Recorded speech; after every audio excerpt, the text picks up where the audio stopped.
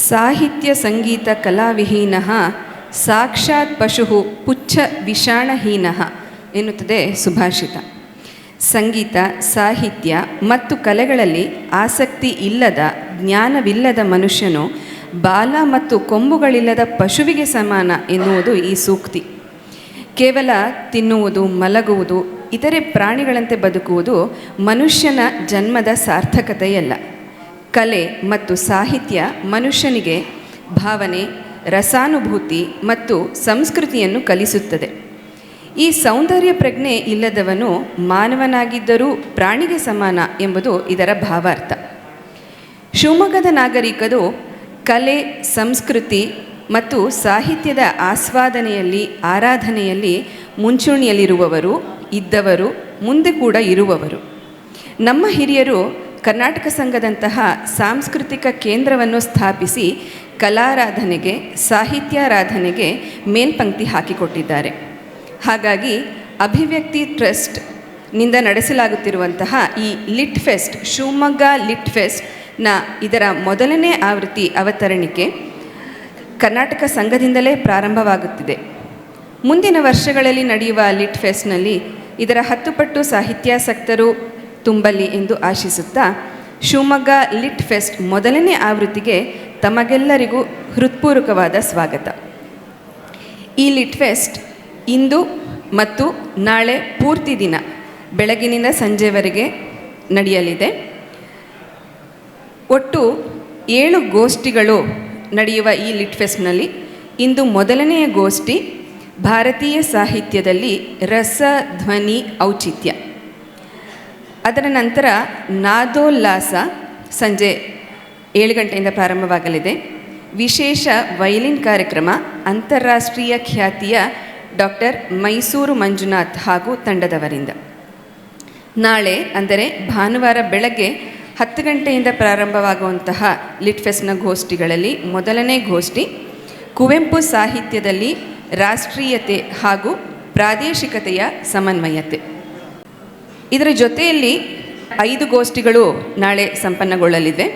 ನಿತ್ಯೋತ್ಸವದ ಕವಿ ಹಾಡಿದಂತೆ ಜೋಗದ ಸಿರಿಯಿಂದ, ತುಂಗೆಯ ಬಳುಕಿನಿಂದ, ಸಹ್ಯಾದ್ರಿಯ ಹರಿದ್ವರ್ಣದ ಸಮೃದ್ಧವಾದ ಬೀಡು, ಬಿಟ್ಟು ಬಿಡದೆ ಸುರಿಯುವ ಸೋನೆ ಮಳೆಯ ನಾಡು ನಮ್ಮ ಶಿವಮೊಗ್ಗ. ಕರ್ನಾಟಕದಲ್ಲಿಯೇ ತನ್ನ ಭೌಗೋಳಿಕ ಹಾಗೂ ಸಾಂಸ್ಕೃತಿಕ ಹಿನ್ನೆಲೆಯಲ್ಲಿ ತನ್ನದೇ ಛಾಪನ್ನು ಮೂಡಿಸಿರುವ ಪ್ರದೇಶ. ಅದು ಅಕ್ಕ ಅಲ್ಲಮರ ಶರಣರ ಕ್ರಾಂತಿಯ ಸೊಲ್ಲಿರಬಹುದು, ಪುರಂದರದಾಸರ ದೇವರ ನಾಮಗಳ ಸಾರವಿರಬಹುದು, ಈ ಸೂರಿನ ಮಣ್ಣಿನ ಸ್ವಾಭಿಮಾನದ ಕಿಚ್ಚಿರಬಹುದು, ಕುವೆಂಪು ಶಿವರುದ್ರಪ್ಪನವರ ವಿಶ್ವಮಾನತ್ವದ ಸಮನ್ವಯ ಸೂತ್ರವಿರಬಹುದು. ಇಂತಹ ಮಹಾನ್ ಚೇತನಗಳಿಗೆ ಪ್ರಸ್ಥಭೂಮಿಯಾಗಿರುವ ಶಿವಮೊಗ್ಗ ಕರ್ನಾಟಕದ ರಾಜಕೀಯ ಚಿತ್ರಣದಲ್ಲೂ ಹಲವಾರು ಕಾರಣಗಳಿಂದ ಗಮನ ಸೆಳೆಯುವ ಗಟ್ಟಿ ನೆಲ. ಸದಾ ಹೊಸ ಚಿಂತನೆಯ ಸಾಹಿತ್ಯ ಕೃಷಿಗೆ ತೆರೆದುಕೊಂಡಿರುವ ಶಿವಮೊಗ್ಗ ಈಗ ಆಧುನಿಕ ಜಗತ್ತಿನ ಅವಶ್ಯಕತೆಗೆ ಅನುಗುಣವಾಗಿ ಅಭಿವೃದ್ಧಿಯ ಪಥದಲ್ಲಿ ದಾಪುಗಾಲಿಟ್ಟು ಮುನ್ನಡೆದಿದೆ. ಸಾಂಸ್ಕೃತಿಕವಾಗಿ, ವೈಚಾರಿಕವಾಗಿ ಹಾಗೂ ಸಾಮಾಜಿಕವಾಗಿ ಹಲವು ಪ್ರಥಮಗಳಿಗೆ ಸಾಕ್ಷಿಯಾಗಿರುವ ಮಲೆನಾಡಿನ ಭಾಗವಾದ ಶಿವಮೊಗ್ಗದಲ್ಲಿ ಸಾಹಿತ್ಯವನ್ನು ಸೃಷ್ಟಿಸುವ, ಸಾಹಿತ್ಯವನ್ನು ಆಸ್ವಾದಿಸುವ ಮನಸ್ಸುಗಳಿಗೆ ಕೊರತೆ ಇಲ್ಲವೇ ಇಲ್ಲ. ಇಂತಹ ಸಾಹಿತ್ಯಾಸಕ್ತರನ್ನು ಒಂದೆಡೆ ಸೇರಿಸಿ ಸಾಹಿತ್ಯ ಲೋಕದ ಪ್ರಸಕ್ತ ಹೊಸ ಆಯಾಮಗಳನ್ನು, ಸಾಧ್ಯತೆಗಳನ್ನು ವಿವರವಾಗಿ ಚರ್ಚಿಸುವ, ಯುವ ಪೀಳಿಗೆಗೆ ಹೊಸ ಚಿಂತನೆ ಹಾಗೂ ಹಳೆಯ ತಲೆಮಾರಿನ ಸಿದ್ಧಾಂತಗಳಿಗೆ ಸೇತುವೆಯಾಗುವ, ಸಾಹಿತ್ಯ ಸಂಸ್ಕೃತಿಯ ಅಧ್ಯಯನದ ಮೂಲಕ ದೇಶದ ಹೃದಯ ಅರಿಯುವ, ಬದಲಾದ ತಂತ್ರಜ್ಞಾನದ ಯುಗದಲ್ಲಿ ಭಾಷೆ ಹಾಗೂ ಸಂವಹನೆಯ ಹೊಸ ಸಂಭಾವ್ಯವನ್ನು ಗುರುತಿಸುವ ಹಾಗೂ ಹೊಸ ಆಲೋಚನೆ ಪ್ರಯೋಗಗಳಿಗೆ ವೇದಿಕೆಯಾಗುವ ನಿಟ್ಟಿನಲ್ಲಿ ಅಭಿವ್ಯಕ್ತಿ ಟ್ರಸ್ಟ್ ಕಲ್ಪನೆಯ ಶಿವಮೊಗ್ಗ ಲಿಟ್ ಫೆಸ್ಟ್ ಸಿದ್ಧಗೊಂಡಿದೆ. ಇದರ ಮೊದಲನೇ ಆವೃತ್ತಿಗೆ ಮತ್ತೊಮ್ಮೆ ತಮಗೆಲ್ಲರಿಗೂ ಸ್ವಾಗತ, ಸುಸ್ವಾಗತ. ಈಗ ವೇದಿಕೆ ಕಾರ್ಯಕ್ರಮವನ್ನು ಪ್ರಾರಂಭಿಸೋಣ. ಮೊದಲಿಗೆ ವೇದಿಕೆಗೆ ಗಣ್ಯರನ್ನು ಆಹ್ವಾನಿಸಬೇಕೆಂದು ಶಿವಮೊಗ್ಗ ವಿನಯವರಲ್ಲಿ ಕೇಳಿಕೊಳ್ಳುತ್ತೇನೆ. ಟ್ರಸ್ಟಿನ ಅಧ್ಯಕ್ಷರಾದಂತಹ doctor Sudhindra, doctor SR Leela madam ಹಾಗೂ ಮೈಸೂರಿನ ವಿದ್ವಾಂಸರಾದಂತಹ ಡಾಕ್ಟರ್ ಮೈಸೂರು ಮಂಜುನಾಥ್ ಇವರು ವೇದಿಕೆಗೆ ಆಗಮಿಸಬೇಕಾಗಿ ವಿನಂತಿಸಿಕೊಳ್ಳುತ್ತೇನೆ. ಕಾರ್ಯಕ್ರಮದ ಪ್ರಾರಂಭ ಪ್ರಾರ್ಥನೆಯೊಂದಿಗೆ. ಪ್ರಾರ್ಥನೆ ಶ್ರೀಮತಿ ಅನುಶ್ರೀ ಅವರಿಂದ.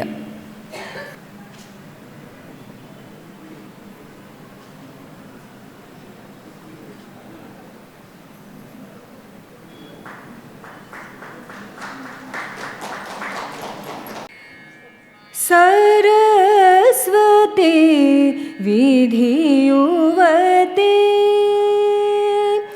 सरस्वती विधियुवते संरक्षतु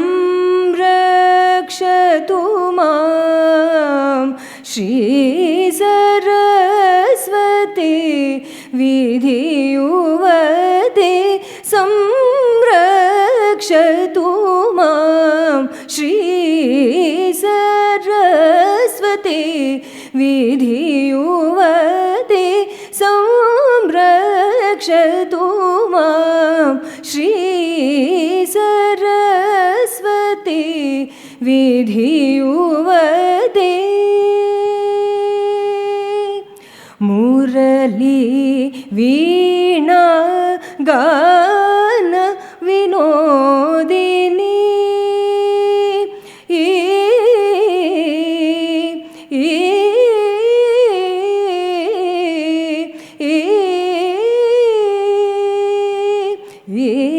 मुरली वीणा गान विनोदिनी संवेदिनी मुरली वीणा गान विनोदिनी संवेदिनी मुरली वीणा गान विनोदिनी संवेदिनी चारुचंद्र हासिनी सरसिरुहलोचनी चारुचंद्र हासिनी सरसिरुहलोचनी मुरारी गुरुगुह मोदिनी मुरारे गुरुगुह मोदिनी शब्दार्थ स्वरूपिणी हंसिनी ब्रह्मणि आदित्य वर्ण रूपिणी सरस्वती मुरारे गुरुगुह मोदिनी शब्दार्थ स्वरूपिणी हंसिनी ब्रह्मणि आदित्य वर्ण रूपिणी सरस्वती विधियुवते संरक्षतु मां श्री सरस्वती विधियुवते विधियुवते विधियुवते.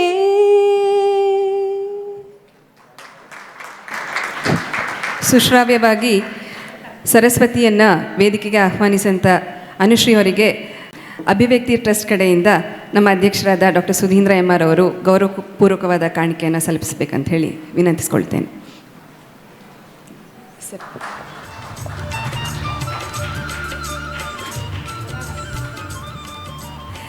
ಈಗ ಸ್ವಾಗತ ಮತ್ತು ಪ್ರಸ್ತಾವನೆ ಕಾರ್ಯಕ್ರಮದ ಬಗ್ಗೆ ಪರಿಚಯ ಮಾಡಿಕೊಳ್ಳಲಿದ್ದಾರೆ ಅಭಿವ್ಯಕ್ತಿ ಟ್ರಸ್ಟ್ನ ಅಧ್ಯಕ್ಷರಾದಂತಹ ಡಾಕ್ಟರ್ ಸುಧೀಂದ್ರ ಎಂ ಆರ್ ಇವರು.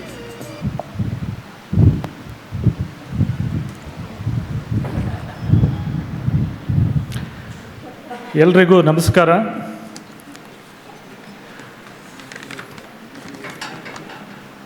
ವೇದಿಕೆಯ ಮೇಲೆ ಉಪಸ್ಥಿತರಿರುವ ನಾಡಿನ ಹಿರಿಯ ಲೇಖಕಿ, ಸಂಶೋಧಕಿ, ಬಹುಶ್ರುತ ವಿದ್ವಾಂಸರಾದ ಡಾಕ್ಟರ್ ಎಸ್.ಆರ್. ಲೀಲಾ ಅವರೇ, ಅಭಿಜಾತ ಕಲಾವಿದ, ವಯಲಿನ್ನಿನ ಮೇರು ಪ್ರತಿಭೆ ಡಾಕ್ಟರ್ ಮೈಸೂರು ಮಂಜುನಾಥ್ ಅವರೇ, ಈ ಶಿವಮೊಗ್ಗ ಲಿಟ್ ಫೆಸ್ಟ್ಗೋಸ್ಕರ ನಾಡಿನ ದೂರದ ಊರುಗಳಿಂದ ನಮ್ಮ ಕರೆಗೆ ಓಗೊಟ್ಟು ಬಂದಿರುವಂಥ ನಾಡಿನ ಪ್ರಖ್ಯಾತ ಲೇಖಕರು, ಚಿಂತಕರು ಮತ್ತು ವಿವಿಧ ವಿಷಯ ತಜ್ಞರುಗಳೇ, ಶಿವಮೊಗ್ಗದ ಎಲ್ಲ ಸಾಹಿತ್ಯಾಭಿಮಾನಿಗಳೇ, ಸಹೃದಯರೇ, ಮಾಧ್ಯಮ ಮಿತ್ರರೇ ಮತ್ತು ನನ್ನೆಲ್ಲ ಸ್ನೇಹಿತರೆ, ಶಿವಮೊಗ್ಗ ಪ್ರಕೃತಿಯ ವಿವಿಧ ಮುಖಗಳಾದ ಜಲಪಾತ, ವನ, ಗಿರಿ, ಸಹ್ಯಾದ್ರಿ ಶ್ರೇಣಿಗಳು, ಅಡಿಕೆ, ಭತ್ತ, ಆಲೆಮನೆ ಮುಂತಾದವುಗಳಿಂದ ಫಲವಂತಿಕೆಗೆ ಹೆಸರಾದ ಮಣ್ಣು. ಪ್ರಕೃತಿಯ ಜೊತೆಗೆ ಸಂಸ್ಕೃತಿಯ ಮುಖಗಳಾದ ಸಾಹಿತ್ಯ, ಸಂಗೀತ, ಜನಪದ, ಸಾಮಾಜಿಕ ವಿಚಾರಗಳು ಕೂಡ ಹೆಸರಾದ ನೆಲ ಶಿವಮೊಗ್ಗ. ಅಲ್ಲ ಅಕ್ಕಂಬರಂಥ ಮಹಾ ಅನುಭಾವಿಗಳು, ಕುವೆಂಪು ಅವರನ್ನು ಒಳಗೊಂಡಂತೆ ಅನೇಕ ಕವಿ ಕೋವಿದರು, ಜ್ಞಾನಪೀಠ ಪ್ರಶಸ್ತಿ ಪುರಸ್ಕೃತರು, ರಾಷ್ಟ್ರಕವಿಗಳು, ಅನೇಕ ಸಂಗೀತಗಾರರು, ಸುಗಮ ಸಂಗೀತಗಾರರು, ಜಾನಪದ ಕಲಾವಿದರನ್ನು ಈ ನಾಡಿಗೆ ಕೊಡುಗೆಯನ್ನು ನೀಡಿದಂಥ ಪ್ರದೇಶ. ಪ್ರತಿಷ್ಠಿತ ಈ ಕರ್ನಾಟಕ ಸಂಘವು ಸೇರಿದಂತೆ ಅನೇಕ ಸಂಘ ಸಂಸ್ಥೆಗಳು, ಅನೇಕ ಸಾಹಿತ್ಯ ಕಲಾ ಪೋಷಕರು ಇಲ್ಲಿಯ ಕಲೆ ಸಾಹಿತ್ಯವನ್ನು ಶಿವಮೊಗ್ಗದಲ್ಲಿ ಸಮೃದ್ಧವಾಗಿ ಪೋಷಿಸಿ ಬೆಳೆಸಿದ್ದಾರೆ. ಅವರೆಲ್ಲರನ್ನೂ ನಾವು ಈಗ ಸ್ಮರಣೆ ಮಾಡಿಕೊಳ್ಬೇಕು. ಅದೆಲ್ಲದರ ಪ್ರಯತ್ನಗಳ ಜೊತೆಗೆ ಈ ಶಿವಮೊಗ್ಗ ಲಿಟ್ ಫೆಸ್ಟ್ ಸಾಹಿತ್ಯ ವಲಯವನ್ನು ಚೈತನ್ಯಗೊಳಿಸುವ ಮತ್ತು ಯುವ ಪೀಳಿಗೆಯಲ್ಲಿ ಓದು ಬರಹಗಳ ಆಸಕ್ತಿಯನ್ನು ಹೆಚ್ಚಿಸುವ ಒಂದು ವಿನಮ್ರ, ಪುಟ್ಟ ಆದರೆ ವಿಶಿಷ್ಟವಾದ ಪ್ರಯತ್ನ. ಹಾಗೂ ಇದು ಶಿವಮೊಗ್ಗ ಲಿಟ್ ಫೆಸ್ಟ್ ಅಂದರೆ ಇದು ಸಾಹಿತ್ಯದ ಹಬ್ಬ. ಸಾಹಿತ್ಯ ಸಂವಾದವನ್ನು ನಾವು ಸಂಭ್ರಮದಿಂದ ಆಚರಿಸಬೇಕು. ಹಾಗೂ ಆ ಆಚರಣೆಯ ಮೂಲಕ ಮನಸ್ಸು, ಬುದ್ಧಿ, ಭಾವಗಳ ವಿಕಸನವಾಗಬೇಕು ಎಂಬುದು ಸಂಘಟಕರ ಆಶಯ. ಈ ಕಾರ್ಯಕ್ರಮದ ಉದ್ಘಾಟನೆಗೆ ನಾಡಿನ ಹಿರಿಯ ಚಿಂತಕಿ, ಲೇಖಕಿ, ಸಂಶೋಧಕಿಯಾದ ಡಾಕ್ಟರ್ ಎಸ್ ಆರ್ ಲೀಲಾ ಅವರು ಆಗಮಿಸಿದ್ದಾರೆ. ಅವರು ಮಾಜಿ ವಿಧಾನ ಪರಿಷತ್ ಸದಸ್ಯರು ಕೂಡ ಹೌದು. ಅವರು ತಮ್ಮ ಈ ಹಿರಿಯ ವಯಸ್ಸಿನಲ್ಲಿ ಇಲ್ಲಿ ತನಕ ಪ್ರಯಾಣಿಸಿ ನಮ್ಮ ಕರೆಗೆ ಹೋಗೊಟ್ಟು ಉದ್ಘಾಟನೆಗೆ ಆಗಮಿಸಿದ್ದಾರೆ. ಅವರಿಗೆ ಅಭಿವ್ಯಕ್ತಿ ಟ್ರಸ್ಟ್ ಮತ್ತು ಶಿವಮೊಗ್ಗದ ಎಲ್ಲ ಸಾಹಿತ್ಯಾಭಿಮಾನಿಗಳ ಪರವಾಗಿ ನಾನು ಗೌರವಪೂರ್ವಕವಾದ ಸ್ವಾಗತವನ್ನು ಕೋರುತ್ತೇನೆ.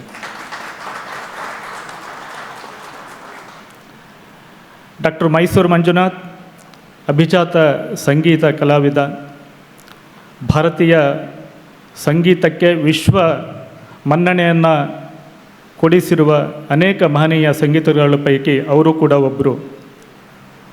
ಅವರು ಸಂಸ್ಕಾರ ಭಾರತಿ ಸಂಘಟನೆಯ ಅಖಿಲ ಭಾರತೀಯ ಅಧ್ಯಕ್ಷರು ಕೂಡ ಹೌದು.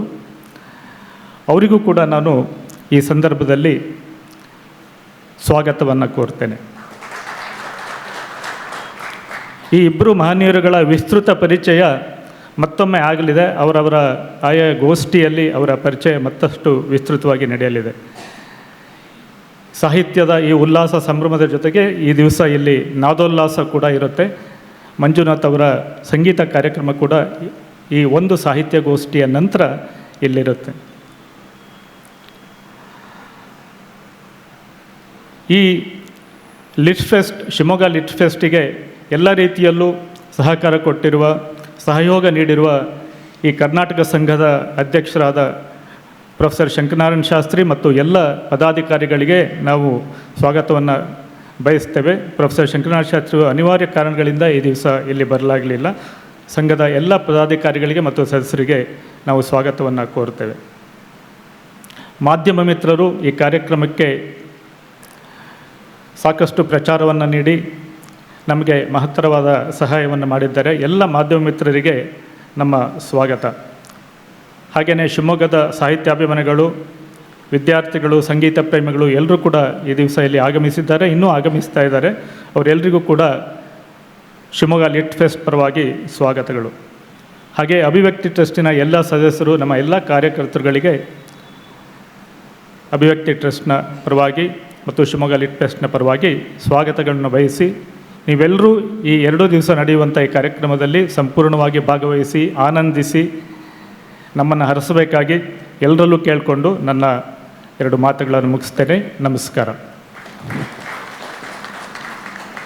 ಪ್ರಾಸ್ತಾವಿಕ ನುಡಿಗಳನ್ನು ನುಡಿದು ಎಲ್ಲರಿಗೂ ಸ್ವಾಗತವನ್ನು ಬಯಸಿದಂತಹ ಅಭಿವ್ಯಕ್ತಿ ಟ್ರಸ್ಟ್ನ ಅಧ್ಯಕ್ಷರಾದಂತಹ ಡಾಕ್ಟರ್ ಸುಧೀಂದ್ರ PR ಇವರಿಗೂ ಕೂಡ ಸ್ವಾಗತ ಮತ್ತು ಧನ್ಯವಾದಗಳು. ಈಗ ಕಾರ್ಯಕ್ರಮದ ಉದ್ಘಾಟನೆ ದೀಪ ಬೆಳಗುವುದರ ಮೂಲಕ ವೇದಿಕೆ ಮೇಲಿರುವ ಗಣ್ಯರು ತಾಯಿ ಸರಸ್ವತಿಗೆ ದೀಪ ಬೆಳಗುವುದರ ಮೂಲಕ ಕಾರ್ಯಕ್ರಮವನ್ನು ಉದ್ಘಾಟಿಸಬೇಕಾಗಿ ಕೇಳಿಕೊಳ್ಳುತ್ತೇವೆ. ದೈವವಗೆ ಭವದ ಬಂಧನವಿಲ್ಲ, ಗುರು ಸೇವೆ ಗೈವವಗೆ ಭವದ ಬಂಧನವಿಲ್ಲ ಎಂಬುದ ನೀನರಿತು ನಡೆ ಮನ. ಕನ್ನಡ ಗೋವಿನ ಓ ಮುದ್ದಿನ ಕರು, ಕನ್ನಡ ಗೋವಿನ ಓ ಮುದ್ದಿನ ಕರು, ಕನ್ನಡತನವೊಂದಿದ್ದರೆ ನೀನ್ ಅಮ್ಮಗೆ ಕಲ್ಪತರು. ಕನ್ನಡವೇ ಸತ್ಯ, ಕನ್ನಡವೇ ನಿತ್ಯ. ಎಲ್ಲಾದರೂ ಇರು, ಎಂತಾದರೂ ಇರು, ಎಂದೆಂದಿಗೂ ನೀ ಕನ್ನಡವಾಗಿರು.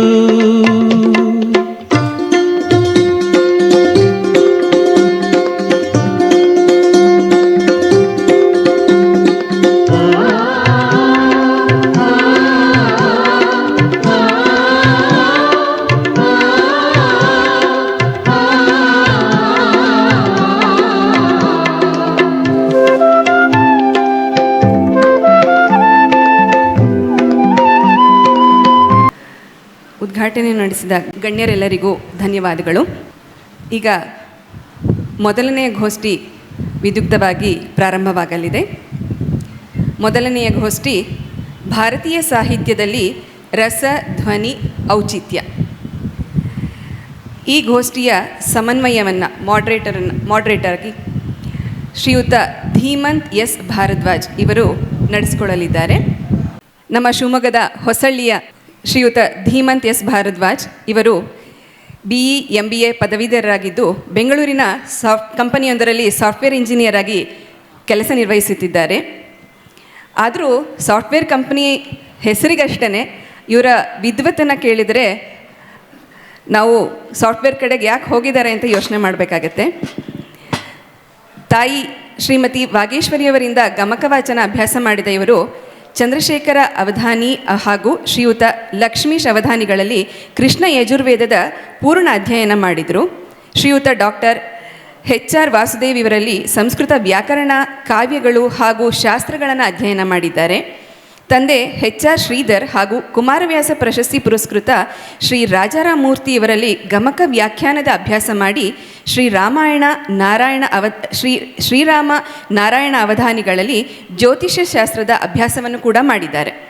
ರಾಜ್ಯದ ನಾನಾ ಭಾಗಗಳಲ್ಲಿ ದೂರದರ್ಶನ, ಚಂದನ, ಶಂಕರ TV, ಆಕಾಶವಾಣಿ ಮುಂತಾದ ದೃಶ್ಯ ಮಾಧ್ಯಮಗಳಲ್ಲಿ ಗಮಕ ಕಾರ್ಯಕ್ರಮವನ್ನು ನೀಡಿದ ಅನುಭವವನ್ನು ಹೊಂದಿದ್ದಾರೆ. ಹೆಸರಾಂತ ಪತ್ರಿಕೆಗಳಲ್ಲಿ ಗಮಕ ಸಾಹಿತ್ಯ ಲೇಖನವನ್ನು ಬರೆದಿರುತ್ತಾರೆ ಹಾಗೂ ಉಪನ್ಯಾಸ ಪ್ರವಚನಗಳನ್ನು ನೀಡಿದ್ದಾರೆ. ಇಂದಿನ ಮಾಡ್ರೇಟರ್ ಆಗಿ ಇವರನ್ನು ಹೊಂದಿರುವಂಥದ್ದು ನಮ್ಮ ಪುಣ್ಯ ಅಂತ ಹೇಳ್ಬೋದು. ಇವತ್ತಿನ ಸಂವಾದಕಾರರಾಗಿ ಡಾಕ್ಟರ್ SR. ಲೀಲಾ ಅವರು ವೇದಿಕೆ ಮೇಲಿದ್ದಾರೆ. ಹಾಗೆ ಶ್ರೀಯುತ ಸೂರ್ಯಪ್ರಕಾಶ್ ಪಂಡಿತ್ ಅವರು ವೇದಿಕೆಗೆ ಆಗಮಿಸಬೇಕಾಗಿ ವಿನಂತಿಸಿಕೊಳ್ಳುತ್ತೇನೆ. ಶ್ರೀಯುತ ಸೂರ್ಯಪ್ರಕಾಶ್ ಪಂಡಿತ್ ಇವರನ್ನು ವೇದಿಕೆಗೆ ಆಹ್ವಾನಿಸ್ತಿದ್ದೇನೆ. ಮುಂದಿನ ಕಾರ್ಯಕ್ರಮವನ್ನು ಶ್ರೀ ಧೀಮಂತ್ S. ಭಾರದ್ವಾಜ್ ಇವರು ನಡೆಸಿಕೊಡಲಿದ್ದಾರೆ. ಎಲ್ಲರಿಗೂ ನಮಸ್ಕಾರ. ನಮ್ಮ ಶಿವಮೊಗ್ಗ ಜಿಲ್ಲೆಯ ಗಮಕ ಸಾಹಿತ್ಯೋತ್ಸವ ಇದರ ಕಾರ್ಯಕ್ರಮದ ಮೊದಲನೇ ಗೋಷ್ಠಿಯನ್ನು ನಾವೀಗ ಆರಂಭ ಮಾಡ್ತಾ ಇದ್ದೇವೆ. ನಮ್ಮ ಈ ಗೋಷ್ಠಿಯಲ್ಲಿ ತಮ್ಮ ವಿಚಾರವನ್ನು ಮಂಡಿಸಲಿಕ್ಕೆ ಆಗಮಿಸಿರ್ತಕ್ಕಂತಹ ಇಬ್ಬರು ಶ್ರೇಷ್ಠ ವಿದ್ವಾಂಸರನ್ನು ನಾನು ಸಣ್ಣದಾಗಿ ಪರಿಚಯ ಮಾಡಿಕೊಡ್ತೇನೆ. ಯಾಕೆಂದರೆ ಅವರ ಮಾತುಗಳನ್ನು ಕೇಳೋದಕ್ಕೆ ನಾವೆಲ್ಲರೂ ಕೂಡ ಉತ್ಸುಕರಾಗಿದ್ದೇವೆ. ಸಣ್ಣದಾಗಿ ಅವರ ಇಬ್ಬರ ಪರಿಚಯವನ್ನು ಕೂಡ ನಾನು ಮಾಡಿಕೊಡ್ತೇನೆ. ಮೊದಲಿಗೆ ನಾವು ಈ ಗೋಷ್ಠಿಯ ವಿಷಯವನ್ನು ಆರಿಸಿರ್ತಕ್ಕಂಥದ್ದು ರಸ, ಧ್ವನಿ, ಔಚಿತ್ಯ ಅಂಥೇಳಿ. ಭಾರತೀಯ ದೃಷ್ಟಿಯಲ್ಲಿ ರಸ, ಧ್ವನಿಯ ಔಚಿತ್ಯ. 1000 ವರ್ಷಗಳ ಇತಿಹಾಸ ಇದೆ ಭಾರತೀಯ ಸೌಂದರ್ಯ ಮೀಮಾಂಸೆಗೆ. 1000 ವರ್ಷಗಳಿಂದ ಹೇಳ್ಕೊಂಡು ಬಂದಿರತಕ್ಕಂತಹ ರಸಧ್ವನಿ ಔಚಿತ್ಯವನ್ನು ಮತ್ತೆ ಇಲ್ಲಿ ಪ್ರಸ್ತಾಪ ಮಾಡ್ತಕ್ಕಂತಹ ಉದ್ದೇಶ, ಅದರ ಅಗತ್ಯ ಏನು ಅಂಥೇಳಿ ಒಂದು ಪ್ರಶ್ನೆ ಬರುತ್ತೆ. ಇದಕ್ಕೆ ನಮ್ಮ ನೈಷ್ಕರ್ಮ್ಯ ಸಿದ್ಧಿಯ ಒಂದು ಮಾತು ನೆನಪು ಬರುತ್ತೆ. ಸ್ವಬೋಧ ಪರಿಶುದ್ಧ್ಯರ್ಥಂ ಬ್ರಹ್ಮವಿನ್ ನಿಕಚಾಶ್ಮಸು ಅಂಥೇಳಿ ಹೇಳ್ತಾ ಇರ್ತಕ್ಕಂತಹ ವಿಷಯ ಯಾವುದಕ್ಕೆ ನಾವು ಹೇಳ್ತಾ ಇದ್ದೀವಿ ಅಂತಂದರೆ ನಮ್ಮ ತಿಳುವಳಿಕೆಯ ಶುದ್ಧಿಗಾಗಿ ಅಂಥೇಳಿ. ನಮ್ಮ ತಿಳುವಳಿಕೆಯನ್ನು ನಾವು ಯಾಕೆ ಮತ್ತೆ ಮತ್ತೆ ಶುದ್ಧಿ ಮಾಡ್ಕೊಳ್ಬೇಕು, ಮತ್ತೆ ಮತ್ತೆ ಒಂದೇ ವಿಷಯವನ್ನು ಯಾಕೆ ಚಿಂತನೆ ಮಾಡಬೇಕು ಅಂತ ಹೇಳಿದ್ರೆ ಅದು ಚಿಂತಕರ ಕರ್ತವ್ಯ ಅಂತ ಅನಿಸುತ್ತೆ ನನಗೆ. ಇವತ್ತು ಸಾಹಿತ್ಯವನ್ನು ನೋಡಿದರೆ, ಇವತ್ತಿನ ಸಮಾಜದಲ್ಲಿ ಸೃಷ್ಟಿಯಾಗ್ತಾ ಇರತಕ್ಕಂತಹ ಸಾಹಿತ್ಯವನ್ನು ನಾವು ನೋಡ್ತಾ ಗಮನಿಸ್ತಾ ಹೋದರೆ ನಮಗೆ ಪ್ರಶ್ನೆ ಹುಟ್ಟುತ್ತೆ, ಮತ್ತು ಈ ರಸಧ್ವನಿಯ ಔಚಿತ್ಯದ ಅರಿವು ಕೂಡ ನಮಗೆ ಆಗತ್ತೆ. ಇದರ ದೃಷ್ಟಿಯಲ್ಲಿ ನಾವು ಇವತ್ತಿನ ಸಾಹಿತ್ಯವನ್ನು ನೋಡಬೇಕು, ಇವತ್ತಿನ ಸಾಹಿತ್ಯವನ್ನು ಗಮನಿಸಬೇಕು. ಹಾಗೆ ಗಮನಿಸ್ತಾ ಗಮನಿಸ್ತಾ ಆ ಮೌಲ್ಯಗಳನ್ನು ಜಾಸ್ತಿ ಮಾಡಿಕೊಳ್ಬೇಕು. ಈ ಒಂದು ದೃಷ್ಟಿಯಲ್ಲಿ ಮತ್ತೆ ಈ ವಿಷಯವನ್ನು ಇಂಥ ಗೋಷ್ಠಿಯಲ್ಲಿ ಪ್ರಸ್ತಾಪ ಮಾಡಬೇಕು ಅಂಥೇಳಿ ಆಯೋಜಕರೆಲ್ಲರೂ ಕೂಡ ಅಂದ್ಕೊಂಡಿದ್ದೀವಿ. ಈ ಗೋಷ್ಠಿಯಲ್ಲಿ ನಮ್ಮ ಜೊತೆ ಇರತಕ್ಕಂತಹ ವಿದ್ವಾಂಸರ ಪರಿಚಯವನ್ನು ಮಾಡಿಕೊಡ್ತೇನೆ. ಒಬ್ಬರು ನಮ್ಮ ಶ್ರೀಮತಿ SR ಲೀಲಾ ಮೇಡಮ್ ಅವರು. ಇವರ ಪರಿಚಯವನ್ನು ನಾವು ಗೂಗಲ್ನಲ್ಲಿ ಓಪನ್ ಮಾಡಿದ್ರೆ ಗೂಗಲ್ಲೇ ಹೇಳುತ್ತೆ ಇವರ ಸಾಧನೆಗಳನ್ನು, ಇವರು ಮಾಡಿರ್ತಕ್ಕಂತಹ ಕೆಲಸಗಳು ಎಷ್ಟು ದೊಡ್ಡದು ಅಂಥೇಳಿ. ಪುಟ್ಟದಾಗಿ ಒಂದು 4 ಮಾತುಗಳಲ್ಲಿ ಪರಿಚಯವನ್ನು ಮಾಡಿಕೊಡ್ತೇನೆ. ಇವರು ತಮ್ಮ MA MPhil ಮತ್ತು PhDಯನ್ನು ಮಾಡಿದ ನಂತರ ಅನೇಕ ಪುಸ್ತಕಗಳನ್ನು, ಸಾಹಿತ್ಯ ಕ್ಷೇತ್ರದಲ್ಲಿ ಅನೇಕ ಮೇರು ಸಾಧನೆಗಳನ್ನು ಮಾಡಿದ್ದಾರೆ. 3 ಭಾಷೆಗಳಲ್ಲಿ ಸಾಹಿತ್ಯ ಸೃಷ್ಟಿಯನ್ನು ಮಾಡಿದ್ದಾರೆ. ಅನೇಕ ಕಮ್ಮಟಗಳಲ್ಲಿ, ವಿಚಾರ ಸಂಕಿರಣಗಳಲ್ಲಿ ಭಾಗವಹಿಸಿದ್ದಾರೆ. ಎಲ್ಲದಕ್ಕಿಂತ ಹೆಚ್ಚಾಗಿ ಸಿನಿಮಾವನ್ನು ಕೂಡ ಇವರು ಮಾಡಿದ್ದಾರೆ, ನಿರ್ದೇಶನವನ್ನು ಮಾಡಿದ್ದಾರೆ. GV ಅಯ್ಯರ್ ಅವರ ನಂತರ ಬಹುಶಃ ಸಂಸ್ಕೃತದಲ್ಲಿ ಸಿನಿಮಾವನ್ನು, ಚಲನಚಿತ್ರವನ್ನು ನಿರ್ದೇಶನ ಮಾಡಿರ್ತಕ್ಕಂಥವರು ನಮ್ಮ ಶ್ರೀಯುತ ಲೀಲಾ ಮೇಡಮ್ ಅವರೇ ಇರಬೇಕು. ಇವತ್ತಿನ ವಿಷಯ ಭಾರತೀಯ ದೃಷ್ಟಿಯಲ್ಲಿ ರಸಧ್ವನಿ ಔಚಿತ್ಯವನ್ನು ತಾವೇ ಮಾಡಿರ್ತಕ್ಕಂತಹ ಪದ್ಮಗಂಧಿ ಅನ್ನತಕ್ಕಂತಹ ಒಂದು ಸಿನಿಮಾ, ಅದರ ಹಿನ್ನೆಲೆಯಲ್ಲಿ ಅವರು ಭಾರತೀಯ ದೃಷ್ಟಿಯಲ್ಲಿ ರಸಧ್ವನಿ ಔಚಿತ್ಯವನ್ನು ವಿವರಿಸಬೇಕು, ತಮ್ಮ ವಿಚಾರಗಳನ್ನು ಮಂಡಿಸಬೇಕು ಅಂತ ಹೇಳಿ ಅವರಲ್ಲಿ ಕೇಳ್ಕೊಳ್ತೇನೆ. ಪರಿಚಯ ಮಾಡಿಕೊಟ್ಬಿಡಿ.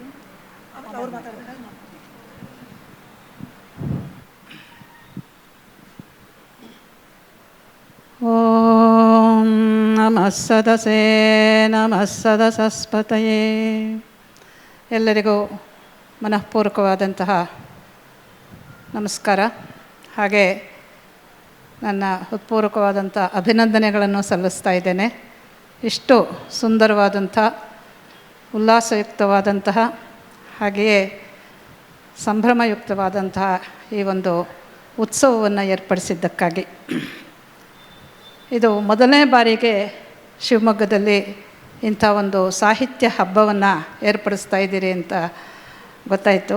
ಅದಕ್ಕೋಸ್ಕರವಾಗಿಯೇ ನಾನು ಕೂಡ ತುಂಬ ಸಂತೋಷದಿಂದ ಹಾಗೂ ಉತ್ಸಾಹದಿಂದ ಇಲ್ಲಿ ಬಂದು ಕೂತಿದ್ದೀನಿ. ಇದನ್ನು ಮೊದಲು ಅವರು ಲಿಟ್ ಫೆಸ್ಟ್ ಅಂತಂದರು. ಆಮೇಲೆ ಅದಕ್ಕೆ ತುಂಬ ಸೂಕ್ತವಾದಂಥ ರೀತಿಯಲ್ಲಿ ಕನ್ನಡದ ವಿವರಣೆಯನ್ನು ಅಥವಾ ಅನುವಾದವನ್ನು ಕೊಟ್ಟಿದ್ದಾರೆ. ಸಾಹಿತ್ಯ ಹಬ್ಬ ಅಂತ. ತುಂಬ ಸಂತೋಷ ಆಯಿತು ನನಗೆ. ಸಾಹಿತ್ಯ ಹಬ್ಬ ಅಂತಲೇ ಕರೆಯೋಣ. ಯಾಕೆ ಅಂತ ಹೇಳಿದ್ರೆ ನೋಡಿ, ಈ ಲಿಟ್ ಫೆಸ್ಟ್ಗೆ ನಮ್ಮ ದೇಶದಲ್ಲಿ ಒಂದು ಸಣ್ಣ ಇತಿಹಾಸ ಇದೆ. ಲಿಟ್ರೇಚರ್ ಅನ್ನೋದಕ್ಕೆ ಶಾರ್ಟ್ ಫಾರ್ಮ್ ಲಿಟ್ ಅಂತ, ಫೆಸ್ಟಿವಲ್ಗೆ ಫೆಸ್ಟ್ ಅಂತ, ಲಿಟ್ ಫೆಸ್ಟ್ ಅಂತ ಮಾಡಿ ಇವತ್ತಿನ ಕಾಲದಲ್ಲಿ ಎಲ್ಲವನ್ನೂ ಶಾರ್ಟಾಗಿ ಮಾಡೋವಂಥದ್ದುಂಟು. ಅದನ್ನು ಮಾಡಿದ್ದಾರೆ.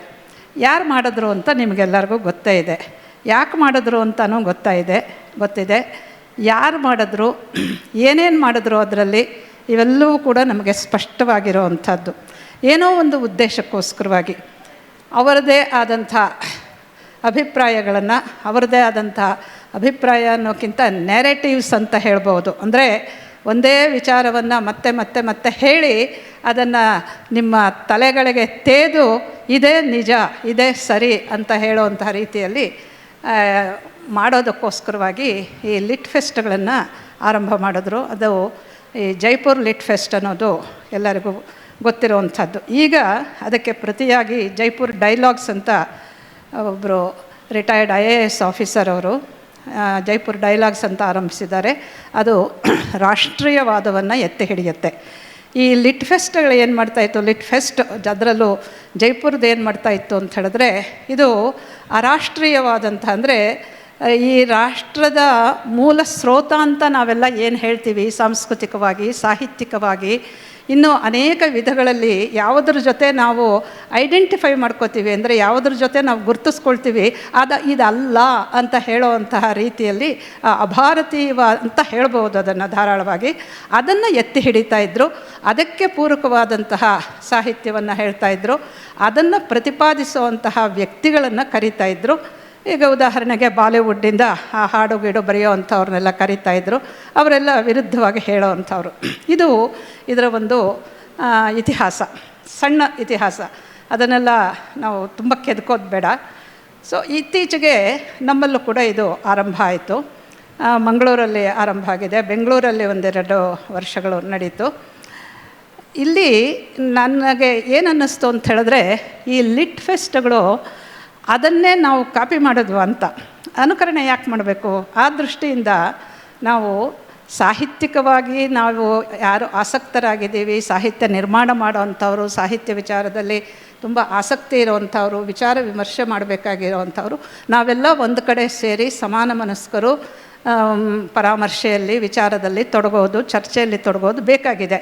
ಅದಕ್ಕೆ ಲಿಟ್ ಫೆಸ್ಟ್ ಅಂತಲೇ ಯಾಕೆ ಹೇಳಬೇಕು ಅಂತ ನನಗೂ ಆ ದೃಷ್ಟಿಯಿಂದ ಈಗ ಸಾಹಿತ್ಯ ಹಬ್ಬ ಅಂತ ನೀವು ಅದಕ್ಕೆ ಕನ್ನಡದ ಹೆಸರು ಕೊಟ್ಟಿರೋದು ನನಗೆ ತುಂಬ ಸಂತೋಷ ಆಗಿದೆ. ಅದಕ್ಕೋಸ್ಕರವಾಗಿ ನಿಮಗೆಲ್ಲರಿಗೂ ಕೂಡ ಇನ್ಮೇಲೆ ನಾವು ಈ ಅನುಕರಣದ ಶಬ್ದವನ್ನು ಬಿಟ್ಟು ಸಾಹಿತ್ಯ ಹಬ್ಬ ಅಂತಲೇ ಕರೆಯೋಣ ಅಂತ ನನಗೆ ಅನ್ನಿಸ್ತಾ ಇದೆ. ತುಂಬ ಸಂತೋಷ ಆಗ್ತಾಯಿದೆ ನನಗೆ. ಈ ಶಿವಮೊಗ್ಗ ಇದು ಸಾಮಾನ್ಯವಾದಂಥ ನಾಡಲ್ಲ. ಇದು ಸಹ್ಯಾದ್ರಿಯ ಮಡಿಲಲ್ಲಿದ್ದು ಉತ್ತುಂಗವಾದಂತಹ ಒಂದು ಅಭಿಪ್ರಾಯಗಳನ್ನು ನಾಡಿಗೆ ಕೊಟ್ಟಿರುವಂಥದ್ದು, ಶ್ರೇಷ್ಠ ಕವಿಗಳನ್ನು ನೀಡಿರುವಂತಹ ನಾಡಿದು. ಇದು ಅಭೂತಪೂರ್ವವಾದಂತಹ ಒಂದು ಕೊಡುಗೆ ಕರ್ನಾಟಕ ಸಂಸ್ಕೃತಿಗೆ, ಒಟ್ಟು ಭಾರತೀಯ ಸಂಸ್ಕೃತಿಗೆ ಈ ನಾಡಿನಿಂದ ಸಂದಿದೆ ಅನ್ನೋದು ಎಲ್ಲರಿಗೂ ಗೊತ್ತೇ ಇದೆ. ಈಗ ಇವತ್ತಿನ ವಿಚಾರ, ಅದರಲ್ಲಿ ರಸಋಷಿ ಅಂತಾನೆ ಮಹಾಕವಿ ಕುವೆಂಪು ಅವರನ್ನು ನಾವು ಕರೆಯೋದುಂಟು. ಇವತ್ತಿನ ದಿವಸ ಈ ವಿಷಯ ಏನಿದೆ, ರಸ ಧ್ವನಿ ಔಚಿತ್ಯ ಅನ್ನೋದು, ಈ ದೃಷ್ಟಿಯಲ್ಲೇ ಇದನ್ನು ಪರಿಪ್ರೇಕ್ಷ್ಯದಲ್ಲಿ ಇಟ್ಕೊಂಡು ಮಾತಾಡೋ ಹಾಗಿದ್ದರೆ, ನನಗೆ ಧೀಮಾನ್ ಹೇಳಿದ್ದಾರೆ, ಒಂದು 10-15 ನಿಮಿಷ ನಿಮ್ಮ ಮಾತು, ಆಮೇಲೆ ಪರಿಚರ್ಚೆ ಇರುತ್ತೆ ಪಂಡಿತರ ಜೊತೆ ಅಂತ. ನಾನು ಹೇಳಿ ಕೇಳಿ ಕಾಲೇಜ್ ಲೆಕ್ಚರರ್ ಆಗಿದ್ದವಳು, ಅದರಿಂದ 15 ನಿಮಿಷ ಆದ ತಕ್ಷಣ ಒಂದು ಸೂಚನೆ ಕೊಡಿ. ಅಲ್ಲಿ ಬೆಲ್ ಹೊಡಿತಾ ಇದ್ದರು, ನೀವು ಇಲ್ಲಿ ಬೆಲ್ ಹೊಡಿಬೋದು. ಯಾಕೆಂದರೆ ಮುಂದುವರಿತಾ ಇರುತ್ತೆ ಅದು ಅಭ್ಯಾಸ ಬಲ, ಏನು ಮಾಡೋಕ್ಕಾಗೋದಿಲ್ಲ. ಹೀಗೆ ಇಲ್ಲಿ ಈಗ ನೋಡಿ, ನನಗೆ ಯಾವಾಗಲೂ ಅನಿಸುತ್ತೆ, ಏನು ಸಾಹಿತ್ಯ ಯಾಕೆ ಅಂತ. ಈಗ ತಾನೇ ಇಲ್ಲಿ ಪರಿಚಯ ಮಾಡಿಕೊಟ್ಟಾಗ ಸಾಹಿತ್ಯದ ಉದ್ದೇಶ ಏನು ಅನ್ನೋದ್ರ ಬಗ್ಗೆ ಎಲ್ಲ ಒಂದೆರಡು ಪ್ರಾಚೀನ ಉಕ್ತಿಗಳನ್ನು ಹೇಳಿದ್ರು. ಏನದು? ಸಾಹಿತ್ಯ ಸಂಗೀತ ಕಲಾವಿಹೀನ, ಇದನ್ನೆಲ್ಲ ಹೇಳ್ತೆ. ಇದು ಬಹಳ ಪ್ರಾಚೀನವಾದಂಥ ಉಕ್ತಿ. ಅಂದರೆ ಮನುಷ್ಯ ಅಂತ ಆಗೋದು 2 ಕೈ ಕಾಲು ತಲೆ ಇದ್ದರೆ ಮನುಷ್ಯ ಅಷ್ಟೇ ಅಲ್ಲ, ಸಂಗೀತ ಸಾಹಿತ್ಯಗಳ ಪರಿಚಯ ಇದ್ದರೆ ಮಾತ್ರ ಅವನನ್ನು ಮನುಷ್ಯ ಅಂತ ಹೇಳ್ಬೋದು. ಇಲ್ದಿದ್ರೆ ಅವನು ಪಶು ಸಮಾನನಾಗ್ತಾನೆ ಅಂತೆಲ್ಲ ಹೇಳ್ತೀವಿ. ಅಂದರೆ ಸಂಗೀತಕ್ಕೆ, ಸಾಹಿತ್ಯಕ್ಕೆ ಅದೆಷ್ಟು ಪ್ರಾಮುಖ್ಯವನ್ನು ಕೊಟ್ಟಿದ್ದಾರೆ ನಮ್ಮ ಜನ, ಅದನ್ನು ನಮ್ಮ ಜೀವನದಲ್ಲಿ ಅಳವಡಿಸ್ಕೊಳ್ಬೇಕಾಗಿರೋದು ಎಷ್ಟೊಂದು ಮುಖ್ಯ ಅನ್ನೋದನ್ನು ಬಹಳ ಚೆನ್ನಾಗಿ ಈ ಮಾತು ಹೇಳುತ್ತೆ. ಇದಕ್ಕೆ ಎಷ್ಟು ಬೇಕಾದರೂ ನಾವು ವಿವರಣೆ ಕೊಡ್ಬೋದು. ಆದರೆ ಸಾಹಿತ್ಯ ಸಂಗೀತಗಳ ಪ್ರಾಮುಖ್ಯ ಮನುಷ್ಯ ಜೀವನದಲ್ಲಿ ಎಂಥದ್ದು ಅನ್ನೋದನ್ನು ಇದು ತುಂಬ ಚೆನ್ನಾಗಿ ಹೇಳುತ್ತೆ. ಆ ದೃಷ್ಟಿಯಿಂದ ನಾವೆಲ್ಲರೂ ಕೂಡ ನಿಜವಾದ ಮನುಷ್ಯರು ಅಂತ ಹೇಳ್ಕೊಬೋದು. ಈ ಸಾಹಿತ್ಯ ಸಂಗೀತಗಳನ್ನು ಒಂದಲ್ಲ ಒಂದು ರೀತಿಯಲ್ಲಿ ಒಲಿಸ್ಕೊಂಡು ಅದರಲ್ಲಿ ಆಸಕ್ತಿಯನ್ನು ತಳೆದು ಅಂಥ ಚರ್ಚೆಗಳು ನಡೆಯುವಾಗ ಅಲ್ಲಿ ಬಂದು ಸೇರ್ತೀವಲ್ಲ, ನಿಜವಾಗ್ಲೂ ನಾವು ಆ ಪ್ರಾಚೀನ ಉಕ್ತಿಯನ್ನು ಹೇಳದಂತಹ ಸುಭಾಷಿತಕಾರ ಭರ್ತೃಹರಿಯ ದೃಷ್ಟಿಯಲ್ಲಿ ನಾವು ಈ ಪರಂಪರೆಯ ದೃಷ್ಟಿಯಲ್ಲಿ ಮನುಷ್ಯರಾಗಿದ್ದೇವೆ. ಅದರಿಂದ ನಾವು ಅಭಿನಂದನೆ ಮಾಡಿಕೊಳ್ಳೋಣ. ನಾವು ಪಶುಗಳಲ್ಲ, ಸಾಹಿತ್ಯ ಪರಿಚಯ ಮಾಡ್ಕೊಳ್ತಾ ಇರೋರು. ಈಗ ಇಂಥ ಸಾಹಿತ್ಯ ಯಾಕೆ ಅಂತ, ಈಗ ಸಾಮಾನ್ಯವಾಗಿ ನಾವು ಯಾತಕ್ಕೋಸ್ಕರ ಕಾವ್ಯಗಳನ್ನು ಬರಿತೀವಿ, ಅಥವಾ ಒಂದು ಕಾದಂಬರಿ ಬರಿತೀವಿ, ನಾಟಕ ಬರಿತೀವಿ, ನಾಟಕ ನೋಡ್ತೀವಿ, ಇದೆಲ್ಲ ಮೂಲಭೂತವಾದಂಥ ಪ್ರಶ್ನೆಗಳು. ಇದಕ್ಕೆಲ್ಲ ಉತ್ತರಗಳನ್ನು ಕೊಟ್ಟಿದ್ದಾರೆ ಅಂತ ಅದನ್ನು ಹಾಕ್ಕೊಂಡು ಒಂದು ಮುಖ್ಯವಾದಂಥ ಮಾತಿದೆ, ಕಾವ್ಯಂ ಆನಂದಾಯ ಅಂತ. ಕಾವ್ಯ ಅನ್ನೋದು ಆನಂದಕ್ಕೋಸ್ಕರವಾಗಿ, ಪರಮಾತ್ಮನು ಕೂಡ ಆನಂದ ಸ್ವರೂಪಿಯಾಗಿರುವಂಥದ್ದು. ಜೀವದ ಮೂಲ ಸೆಲೆಯೇ ಆನಂದ, ಅದನ್ನು ಪಡ್ಕೊಳ್ಳೋದೇ ನಮ್ಮ ಜೀವನ ಅಂತಲೂ ಕೂಡ ನಮ್ಮ ಉದ್ದೇಶವಾಗಿರಬೇಕು ಅನ್ನೋವಂಥದ್ದೆಲ್ಲ ಅಧ್ಯಾತ್ಮದ ನೆಲೆಯಲ್ಲಿ ಹೇಳೋದು ಉಂಟು. ಈ ಆನಂದವನ್ನು ಪಡ್ಕೊಳ್ಳೋದು ಕಾವ್ಯದ ಮೂಲಕ, ಅದು ಕಾವ್ಯದ ಉದ್ದೇಶವಾಗಿರಬೇಕು ಅನ್ನೋದು ಒಂದು. ಇದು ತುಂಬ ಬ್ರಾಡ್, ಅಂದರೆ ವಿಶಾಲವಾಗಿರೋವಂಥ ಮಾತಾಯಿತು. ಆದರೆ ನಮ್ಮ ಈ ಅಲಂಕಾರಿಕರು ಕಾವ್ಯದ ಬಗ್ಗೆ ಹೆಚ್ಚಿಗೆ ಮಾತಾಡಿರೋ ಅಂಥವರು, ಕಾವ್ಯ ಮೀಮಾಂಸಕರು ಅಂತ ಹೇಳ್ಕೊಳ್ಳೋರು, ಮತ್ತು ನಮ್ಮಲ್ಲಿ ಅಲಂಕಾರಿಕರು ಅಂತ ಒಂದು ಸಣ್ಣ ಶಬ್ದವನ್ನು ಉಪಯೋಗಿಸ್ತಾರೆ. ಅಂಥವರು ಕೆಲವರು ಈ ಕಾವ್ಯ ಅಂದರೆ ಯಾಕೆ, ಏನು ಪ್ರಯೋಜನ ಇದರಿಂದ ಅಂತೆಲ್ಲ ಹೇಳೋದುಂಟು. ಅದರಲ್ಲಿ ಇಬ್ಬರದನ್ನು ಮಾತ್ರ ನಾನು ಇಲ್ಲಿ ಉಲ್ಲೇಖ ಮಾಡ್ತೇನೆ ಪ್ರಾಸ್ತಾವಿಕವಾಗಿ. ಈಗ ನೋಡಿ, ಮಮ್ಮಟ ಎಲ್ಲರಿಗೂ ಗೊತ್ತು, ಕಾವ್ಯ ದರ್ಶವನ್ನು ಕಾವ್ಯ ಗ್ರಂಥವನ್ನು ಬರೆದವನು. ಇವನು ಈ ಗ್ರಂಥದಲ್ಲಿ ಹೇಳ್ತಾನೆ, ಕಾವ್ಯಂ ಯಶಸ್ಸೇ ಅರ್ಥಕೃತೆ ವ್ಯವಹಾರವಿದೆ ಶಿವೇತರಕ್ಷತೆಯೇ, ಇಷ್ಟೆಲ್ಲ ಹೇಳಿ ಸದ್ಯ ಪರನಿರ್ವೃತೆಯೇ ಅಂತ ಹೇಳಿ ಕಾವ್ಯದ್ದು 6 ಪ್ರಯೋಜನಗಳನ್ನು ಹೇಳ್ತಾನೆ. ಕಾಂತ ಸಂಹಿತತೆಯ ಉಪದೇಶ ಯುಜೆ, ಇದು ಭಾರತೀಯ ಸಾಹಿತ್ಯ ರಸಧ್ವನಿ ಔಚಿತ್ಯವಾಗಿರೋದ್ರಿಂದ ನಾನು ಇದರ ಬಗ್ಗೆ ಯಾರು ಇದುವರೆಗೆ ತುಂಬ ದೀರ್ಘವಾಗಿ ಸಮಾಲೋಚನೆ ಮಾಡಿದ್ದಾರೆ ಅವರ ಮಾತುಗಳನ್ನು ಹೇಳ್ತಾ ಇದ್ದೀನಿ. ಅವನು 6 ಹೇಳ್ತಾನೆ. ಕಾವ್ಯಕ್ಕೆ ಏನು ಪ್ರಯೋಜನ ಅಂತ ಹೇಳಿದ್ರೆ ಕಾವ್ಯಂ ಯಶಸ್ಸೇ ಅಂತ ಹೇಳ್ತಾರೆ. ಈಗ ನೋಡಿ, ಕುವೆಂಪು ಅವರ ಕೀರ್ತಿ ಆಚಂದ್ರಾರ್ಕವಾಗಿದೆ. ರಸಸಿದ್ಧ ಕವೀಶ್ವರ, ಅವರು ಭೌತಿಕ ಕಾಯ ಹೊರಟೋಗಿರ್ಬೋದು, ಆದರೆ ಅವರ ಯಶಃಕಾಯ ನಮ್ಮಲ್ಲಿ ಚಿರವಾಗಿ ಇರೋವಂಥದ್ದು. ಭೈರಪ್ಪನವರು ಕಾದಂಬರಿಕಾರರಾಗಿ ಅವರು ಹೋದರು, ಅವರ ದೇಹ ಇಲ್ಲ ಆದರೆ ಅವರ ಕೀರ್ತಿಕಾಯ ಮಾತ್ರ ಇಲ್ಲಿ ಶಾಶ್ವತವಾಗಿರುವಂಥದ್ದು. ಅದರಿಂದ ಯಶಸ್ಸೇ, ಕೀರ್ತಿ ಅನ್ನೋದು ಅರ್ಥವಿದೆ, ಹೀಗೆಲ್ಲ ಹೇಳ್ತಾರೆ. ಕಾವ್ಯಂ ಯಶಸ್ಸೇ ಅರ್ಥವಿದೆ, ದುಡ್ಡು ಕೊಡುತ್ತೆ ಅಂತ. ಅವ್ರಿಗೆಲ್ಲ ತುಂಬ ಚೆನ್ನಾಗಿ ದುಡ್ಡು ಬಂದಿದೆ, ಕೆಲವ್ರಿಗೆ ಬಂದಿಲ್ಲದೆ ಇರ್ಬೋದು. ಒಟ್ಟಿನಲ್ಲಿ it's one of the uses ಅಂತ ಹೇಳ್ತಾನೆ. ಒಂದು ಪ್ರಯೋಜನ ಕಾವ್ಯಂ ಯಶಸ್ಸೇ ಅರ್ಥಕೃತೆ ಶಿವೇತರಕ್ಷತೆಯೇ. ನೋಡಿ, ಇದು ಒಂದು ವಿಶೇಷ. ಬಹುಶಃ ಇವತ್ತಿನ ದಿವಸ ನಾವು ಇದಕ್ಕೆ ಬೆಲೆ ಕೊಡ್ತೀವೋ ಇಲ್ವೋ ಗೊತ್ತಿಲ್ಲ, ಆದರೆ ಇದು ಸಿದ್ಧವಾದಂಥದ್ದು. ಅಂದರೆ ಈಗ ಉದಾಹರಣೆಗೆ ಮೂಕ ಕವಿ ಅಂತ ಒಬ್ಬ ಇದ್ದಾನೆ, ಅವನು ಕಾಮಾಕ್ಷಿ ದೇವಿಯನ್ನು ಸ್ತುತಿಸಿ ಮಾತನ್ನು ಪಡ್ಕೊಂಡಂತೆ. ಅದೇ ರೀತಿ ಸೂರ್ಯನನ್ನು ಸ್ತುತಿಸಿ ಒಬ್ಬ ಕಣ್ಣನ್ನು ಪಡ್ಕೊಂಡು ಶಿವೇತರಕ್ಷತಿ, ಅಂದರೆ ಅಮಂಗಳವನ್ನು ನಿವಾರಿಸ್ಕೊಳ್ಳುವಂಥದ್ದು, ರೋಗ ನಿವಾರಣೆಯೂ ಕೂಡ ಕಾವ್ಯದ ಸಾಹಿತ್ಯದ ಒಂದು ಪ್ರಯೋಜನ ಅಂತ ಅವನು ಹೇಳ್ತಾನೆ. ಶಿವೇತರಕ್ಷತೆ. ಹಾಗೆ ಸದ್ಯ ಪರನಿರ್ವೃತಿ ಇದೆ ಆನಂದ. ಅಂದರೆ ತುಂಬ ಉತ್ತಮವಾದಂತಹ ಒಂದು ಸಾಹಿತ್ಯ ಭಾಗವನ್ನು ಓದಿದಾಗ ನಮಗೆ ಆ ರಸಾವೇಶ ಬರುತ್ತಲ್ಲ, ಆ ಕ್ಷಣದಲ್ಲಿ ಎಲ್ಲವೂ ಮರ್ತೋಗುತ್ತೆ. ಪರನಿರ್ವೃತಿ ಅಂದರೆ ಪರಮಾನಂದ ಆಗತ್ತೆ. ಸದ್ಯ ಪರನಿರ್ವೃತೆಯೇ. ಹಾಗೆಯೇ ಕಾಂತಾ ಸಂಹಿತತೆಯ ಉಪದೇಶ ಯುಜೆ ಅಂತ ಬೇರೆ ಹೇಳ್ತಾರೆ. ಕಾಂತಾ ಸಂಹಿತ ಅಂತ ಹೇಳಿದ್ರೆ ನಮ್ಮಲ್ಲಿ 3 ಸಂಮಿತ್ರ ಸಂಹಿತ, ಕಾಂತಾ ಸಂಹಿತ, ಪ್ರಭು ಸಂಹಿತ ಅಂತೆಲ್ಲ ಹೇಳ್ತಾರಲ್ಲ. ಅಂದರೆ ಹೆಂಡತಿ ಪ್ರೀತಿ, ಗಂಡನನ್ನು ತುಂಬ ಪ್ರೀತಿಸೋವಂಥ ಹೆಂಡತಿ ಹೇಗೆ ನೇರವಾಗಿ ಹಾಗೆ ಮಾಡು ಹೀಗೆ ಮಾಡು ಅಂತೆಲ್ಲ ಹೇಳಿದೆ. ಇವತ್ತಿನ ಹೆಂಡತಿಯರ ವಿಚಾರನ ಹೇಳ್ತಾ ಇಲ್ಲ, ಅವ್ರು ಹೇಳಿರೋದು ತನ್ನ ಕೃತಿಗಳಿಂದ ಮತ್ತು ಒಂದು ಸಜೆಷನ್ ಮೂಲಕ. ಅಂದರೆ ತೀರಾ ನೇರವಾಗಿ ಅವರನ್ನು ಇದು ಮಾಡದೆ, ಏನೋ ದಂಡಿಸದೆ ಅಥವಾ ಶಿಕ್ಷಿಸದೆ, ಒಂಥರ ಉಪಾಯಾಂತರವಾಗಿ ವಿಚಾರಗಳನ್ನು ಮುಟ್ಟಿಸೋವಂಥದ್ದು. ಅದೊಂದು ಉಪಾಯ. ಇದಕ್ಕೆ ಕಾಂತಾ ಸಂಹಿತ ಅಂತ ಹೇಳ್ತಾರೆ. ಅದು ಪ್ರಭು ಸಂಹಿತ, ಮಿತ್ರ ಸಂಹಿತ ಅಂತೆಲ್ಲ ಸ್ನೇಹಿತರು ಕೂಡ ಮಾರ್ಗದರ್ಶನ ಮಾಡ್ತಾರೆ. ಪ್ರಭು ಸಂಹಿತ ಹೇಗೆ ಮಾಡಬೇಕು ಇದಕ್ಕೆ ವೇದಕ್ಕೆ ಹೇಳ್ತಾರೆ ಪ್ರಭು ಸಂಹಿತೆ ಅಂತ. ಹೀಗೆ ಒಟ್ಟಿನಲ್ಲಿ ಈ ಕಾವ್ಯಕ್ಕೆ ಇದು ಒಂದು ಪ್ರಯೋಜನ ಇದೆ ಅಂತ ಹೇಳ್ತಾರೆ. ಇದು ನೋಡಿ, ಇದು ಭಾರತೀಯ ದೃಷ್ಟಿ. ನನಗೆ ಬೇರೆಯವರು ಈ ರೀತಿಯಾಗಿ ಇದನ್ನು ಕಂಡಿದ್ದಾರೋ ಇಲ್ವೋ ಅನ್ನೋದು ನನಗೆ ಸಂದೇಹ ಇದೆ. ಅದನ್ನು ಚರ್ಚೆ ಮಾಡೋದಕ್ಕೆ ಇಲ್ಲಿ ಅವಕಾಶ ಇಲ್ಲ. ಇದು ಒಂದಾಯ್ತಾ.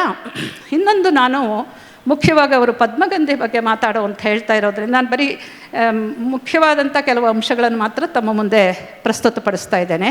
ಇನ್ನು ಒಂದೇ ಒಂದು ವಿಚಾರವನ್ನು ಹೇಳ್ತಾ ಇದ್ದೇನೆ. ಯಾಕಂತ ಹೇಳಿದ್ರೆ, ಸಾಹಿತ್ಯದ ವಿಚಾರ ಬಂದಾಗ ನಾವು ಭರತ ಮುನಿಯನ್ನು ಹೆಚ್ಚಿಗೆ ಮುನ್ನೆಲೆಗೆ ತಂದು ಚರ್ಚೆ ಮಾಡೋದಿಲ್ಲ.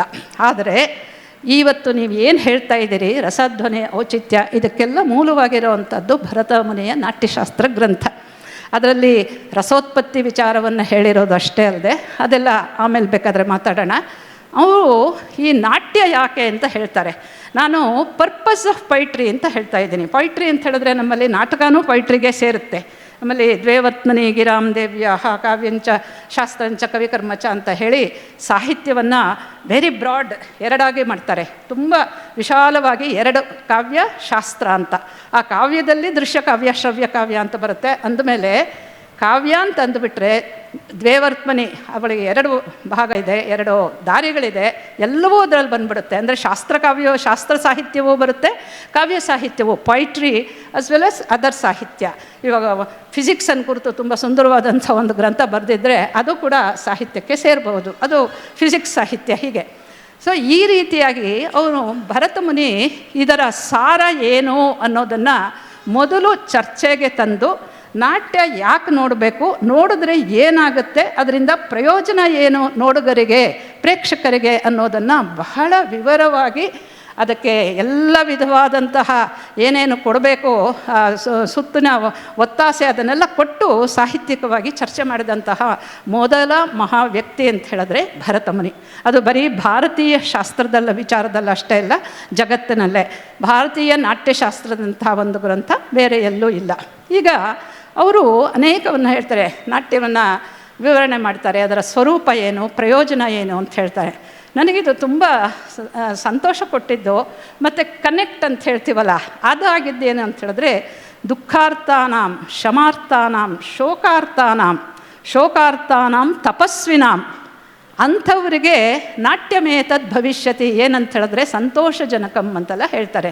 ಈ ನಾಟ್ಯ ಅನ್ನೋದು ಇವ್ರಿಗೆಲ್ಲರಿಗೂ ಕೂಡ, ಅಂದರೆ ದುಃಖಿಗಳು, ಶೋಕಾರ್ಥರು, ತಪಸ್ವಿಗಳು ಇವರೆಲ್ಲರೂ ಕೂಡ ತಮ್ಮ ದುಃಖ ಎಲ್ಲವನ್ನು ಮರೆತು ಬಿಟ್ಟು ಆ ನಾಟಕ ನೋಡುವಾಗ ಏನೋ ಒಂದು ಆನಂದದಲ್ಲಿ ತೇಲುವಂತಹ ಒಂದು ಪರಿಸರ ನಿರ್ಮಾಣ ಮಾಡಿಕೊಡೋದು ನಾಟ್ಯ ಅಂತ ಹೇಳ್ತಾನೆ.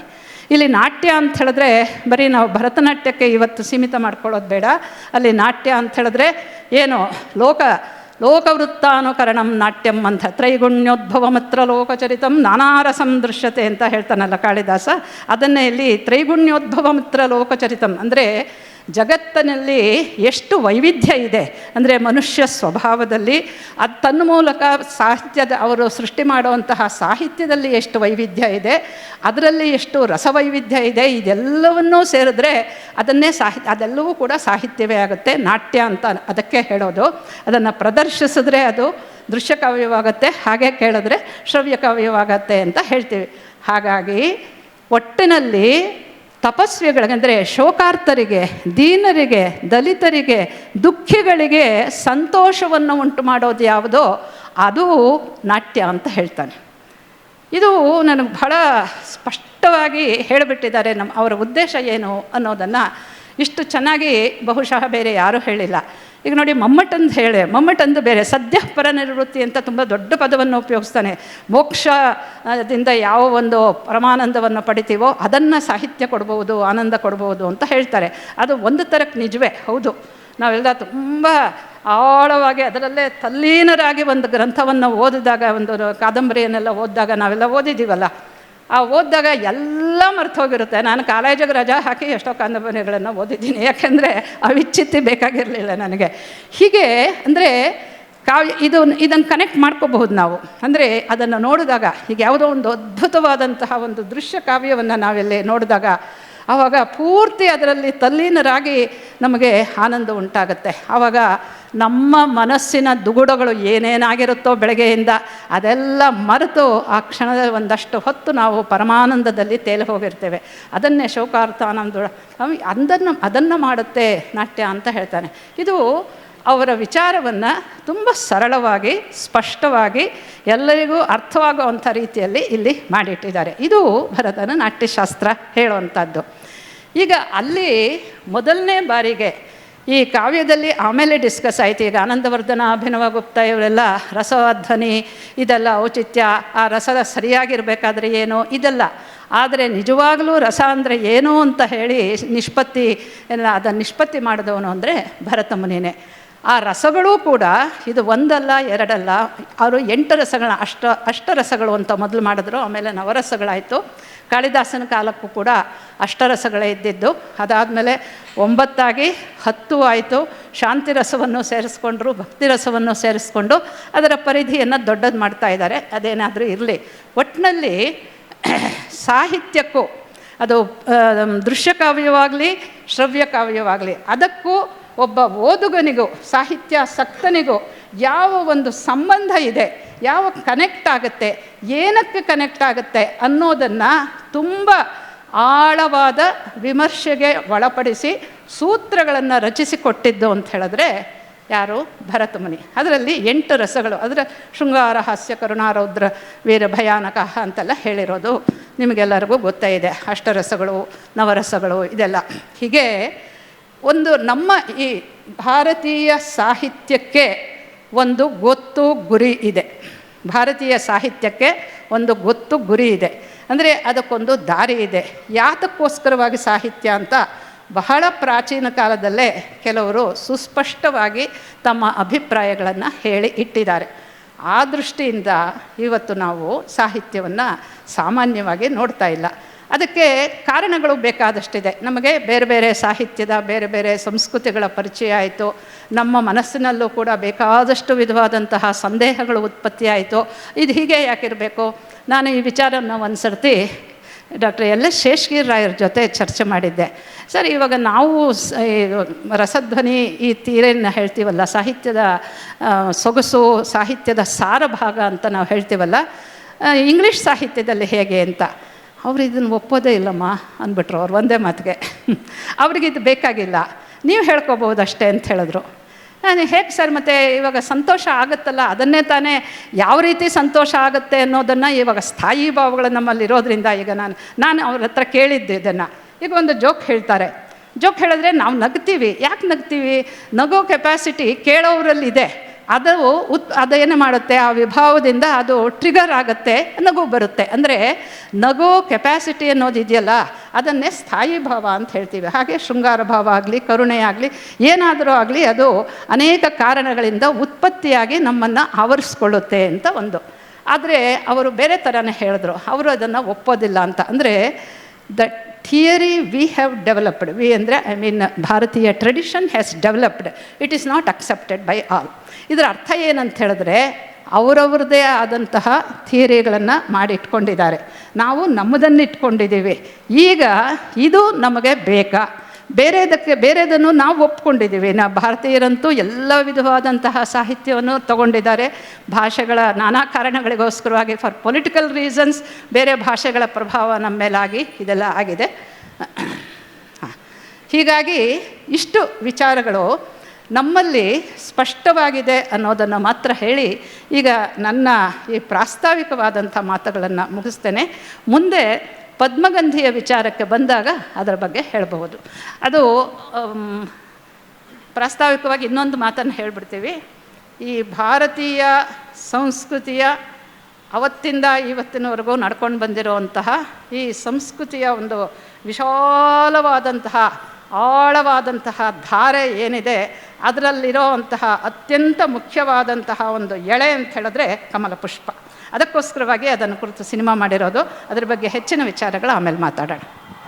ನಮಸ್ಕಾರ.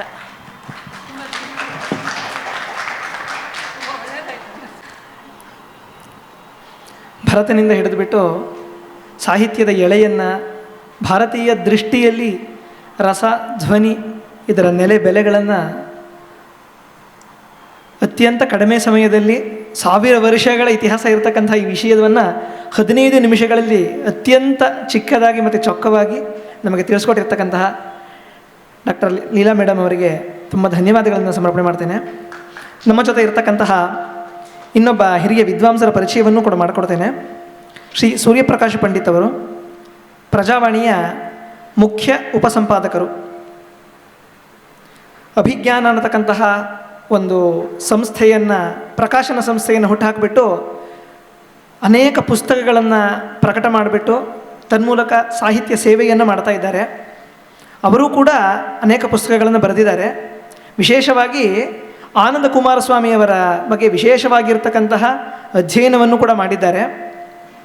ಅವರು ಭಾರತೀಯ ದೃಷ್ಟಿಯಲ್ಲಿ ರಸ, ಧ್ವನಿ, ಔಚಿತ್ಯದ ಹಿನ್ನೆಲೆಯನ್ನು ಇಟ್ಕೊಂಡು ಬಿಟ್ಟು ಯಾವ ಗ್ರಂಥವನ್ನು ಇವತ್ತಿನವರೆಗೂ ಕವಿಗಳು ಮಾನ್ಯ ಮಾಡ್ತಾ ಬಂದಿದ್ದಾರೋ, ಪರಂ ಕವೀನಾಂ ಆಧಾರಂ ಸರ್ವಶ್ರುತಿ ಮನೋಹರಂ ಅಂಥೇಳಿ ಯಾವ ಗ್ರಂಥದ ಬಗ್ಗೆ ಹೇಳ್ತಾರೋ ಸ್ವತಃ ಕವಿಯೇ ಹೇಳ್ಕೊಂಡಿದ್ದಾನೋ, ಮುಂದಿನ ಎಲ್ಲ ಕವಿಗಳಿಗೂ ಕೂಡ ಇದು ಆಧಾರ ಆಗತ್ತೆ ಅಂಥೇಳಿ ಯಾವ ಕವಿ ಅತ್ಯಂತ ವಿಶ್ವಾಸದಿಂದ ಹೇಳ್ಕೊಂಡಿದ್ದಾನೋ ಅಂತಹ ಮಹಾಗ್ರಂಥದ ಹಿನ್ನೆಲೆಯಲ್ಲಿ ರಸಧ್ವನಿಗಳ ವಿಷಯವನ್ನು ನಮಗೆ ತಿಳಿಸ್ಕೊಡ್ಬೇಕು ಅಂಥೇಳಿ ಶ್ರೀಯುತ ಸೂರ್ಯಪ್ರಕಾಶ್ ಪಂಡಿತರಲ್ಲಿ ವಿನಂತಿಯನ್ನು ಮಾಡಿಕೊಳ್ತೇನೆ.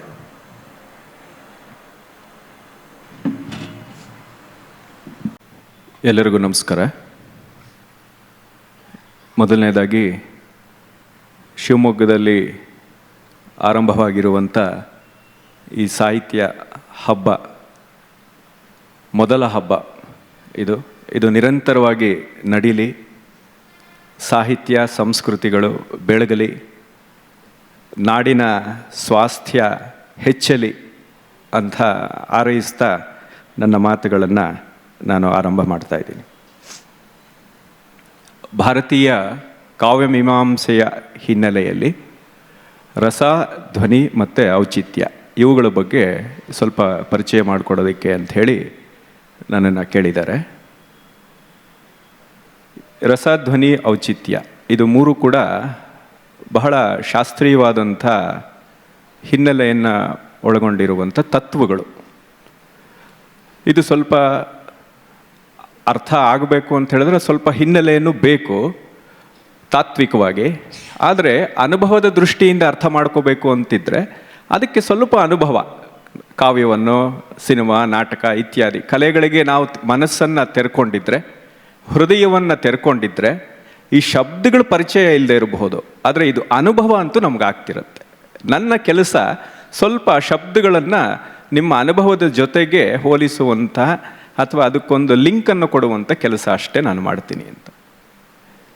ಈ ರಸಧ್ವನಿ ಔಚಿತ್ಯಗಳನ್ನು ತೀನಂಶಿಯವರು ತುಂಬ ಚೆನ್ನಾಗಿ ಕರೀತಾರೆ. ಇದನ್ನು ಕಾವ್ಯ ಗಾಯತ್ರಿ ಅಂತ ಕರೀತಾರೆ ಅವರು. ಈ ಮೂರು ಸೇರಿದ್ರೆ ಕಾವ್ಯ ಗಾಯತ್ರಿ. ಗಾಯತ್ರಿಯ ಸಂದರ್ಭದಲ್ಲಿ ಗಾಯತ್ರಿ ಮಂತ್ರ ಅನ್ನುವಂಥದ್ದು ಅದು ನಮ್ಮ ಧೀಶಕ್ತಿಯನ್ನು ಹೆಚ್ಚಿಸುವಂಥ ಒಂದು ಪ್ರಾರ್ಥನೆ, ಯೂನಿವರ್ಸಲ್ ಆದಂಥ ಪ್ರಾರ್ಥನೆ ಅದು.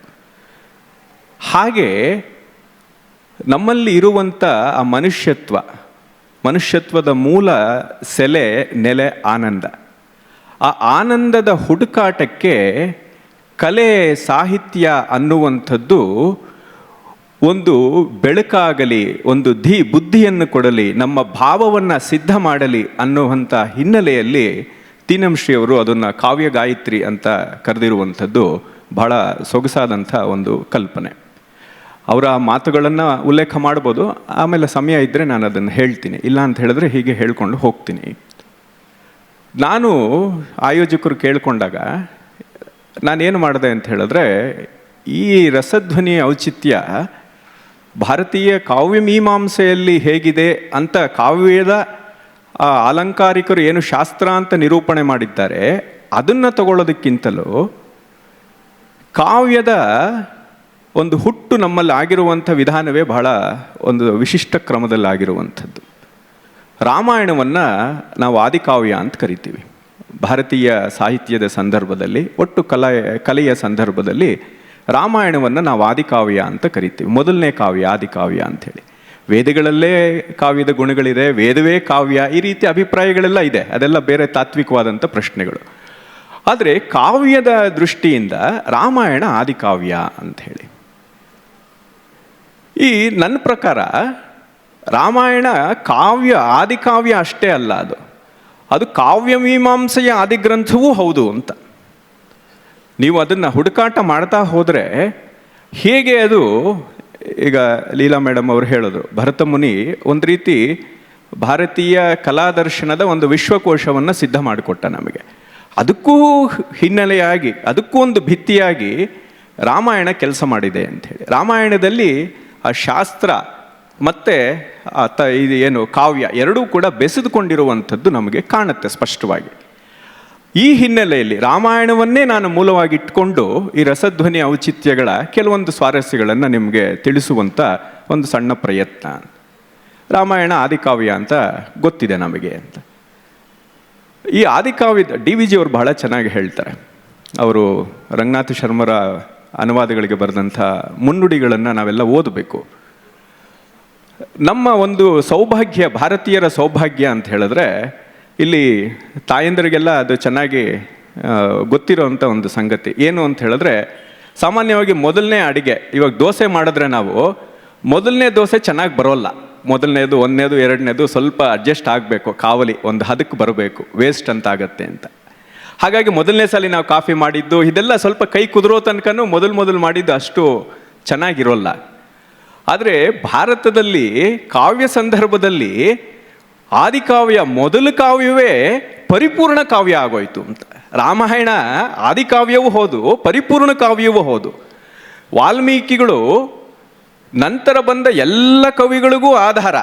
ಹಾಗೆ ರಾಮಾಯಣ ನಂತರ ಬಂದಂಥ ಎಲ್ಲ ಕಾವ್ಯ ಪರಂಪರೆಗೂ ಆಧಾರ, ಲಕ್ಷಣಕ್ಕೂ ಆಧಾರ ಆಯಿತು ಅಂಥೇಳಿ. ಇದು ಒಂದು ಸೌಭಾಗ್ಯ ಅಂಥೇಳಿ.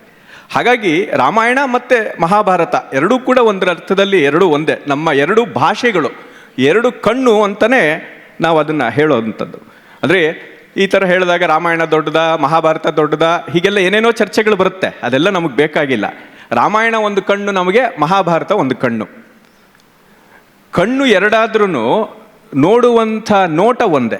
ಹಾಗೆ ಭಾರತೀಯತೆಯನ್ನು, ಭಾರತೀಯ ಸಂಸ್ಕೃತಿಯನ್ನು ನೋಡಬೇಕು ಅಂತ ಹೇಳಿದ್ರೆ ಈ ರಾಮಾಯಣ ಮಹಾಭಾರತ ಅನ್ನುವಂಥದ್ದು ಎರಡು ಕಣ್ಣುಗಳ ಥರ ಕೆಲಸ ಮಾಡುತ್ತೆ ಅಂಥೇಳಿ.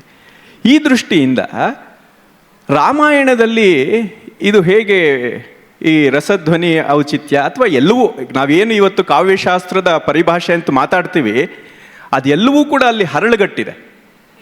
ಅದನ್ನು ಸ್ಪಷ್ಟವಾಗಿ ತೋರಿಸಬಹುದು. ಇದನ್ನು ಕೆಲವು ಈ ಮೂರು ತತ್ವಗಳನ್ನು ಮಾತ್ರ ಅಲ್ಲಿ ತೋರಿಸುವಂಥ ಒಂದು ಪ್ರಯತ್ನ ಅಂತ ನೋಡಿ. ಇದು ಯಾಕೆ ಮುಖ್ಯ ಅಂತ ಹೇಳಿದ್ರೆ, ರಾಮಾಯಣವನ್ನೇ ನಾವು ಇದಕ್ಕೆ ಆರಿಸ್ಕೊಳ್ಳುವಂಥದ್ದು ಈ ಮೊದಲನೇ ಸಾಹಿತ್ಯ ಹಬ್ಬದಲ್ಲಿ ಅಂತ ಹೇಳಿದ್ರೆ ಅದು ಮೊದಲನೇ ಕಾವ್ಯ ಒಂದು. ಮತ್ತು ಅದರಲ್ಲಿ ಎಷ್ಟು ಸ್ಪಷ್ಟವಾಗಿದೆ, ಈ ರೀತಿ ಒಂದು ಸಾವಿರಾರು ವರ್ಷಗಳು ಇತಿಹಾಸ ಇರುವಂಥ ಒಂದು ಪರಂಪರೆಯನ್ನು ನಾವು ಹೇಗೆ ಉಳಿಸ್ಕೋಬೇಕು ಅನ್ನುವಂಥ ಒಂದು ಎಚ್ಚರಿಕೆಯನ್ನು ಬರಬಹುದು ಅನ್ನುವಂಥದ್ದು ಇನ್ನೊಂದು ಆಶಯ ಅದರಲ್ಲಿ ಇರುವಂಥದ್ದು. ಇಲ್ಲಿ ರಾಮಾಯಣವನ್ನು ನಾವು ಎಷ್ಟು ಜನ ಓದಿದ್ದೀವಿ?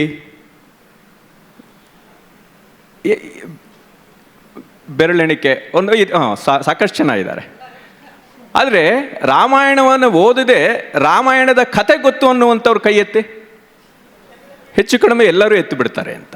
ಅಂದರೆ ಯಾಕಿದು ಮುಖ್ಯ ಅಂತ ಹೇಳಿದ್ರೆ, ನಮಗೆ ರಕ್ತಗತವಾಗಿರುವಂಥ ಒಂದು ತತ್ವ ರಾಮಾಯಣ ಮತ್ತು ಮಹಾಭಾರತಗಳು ಅಂತ.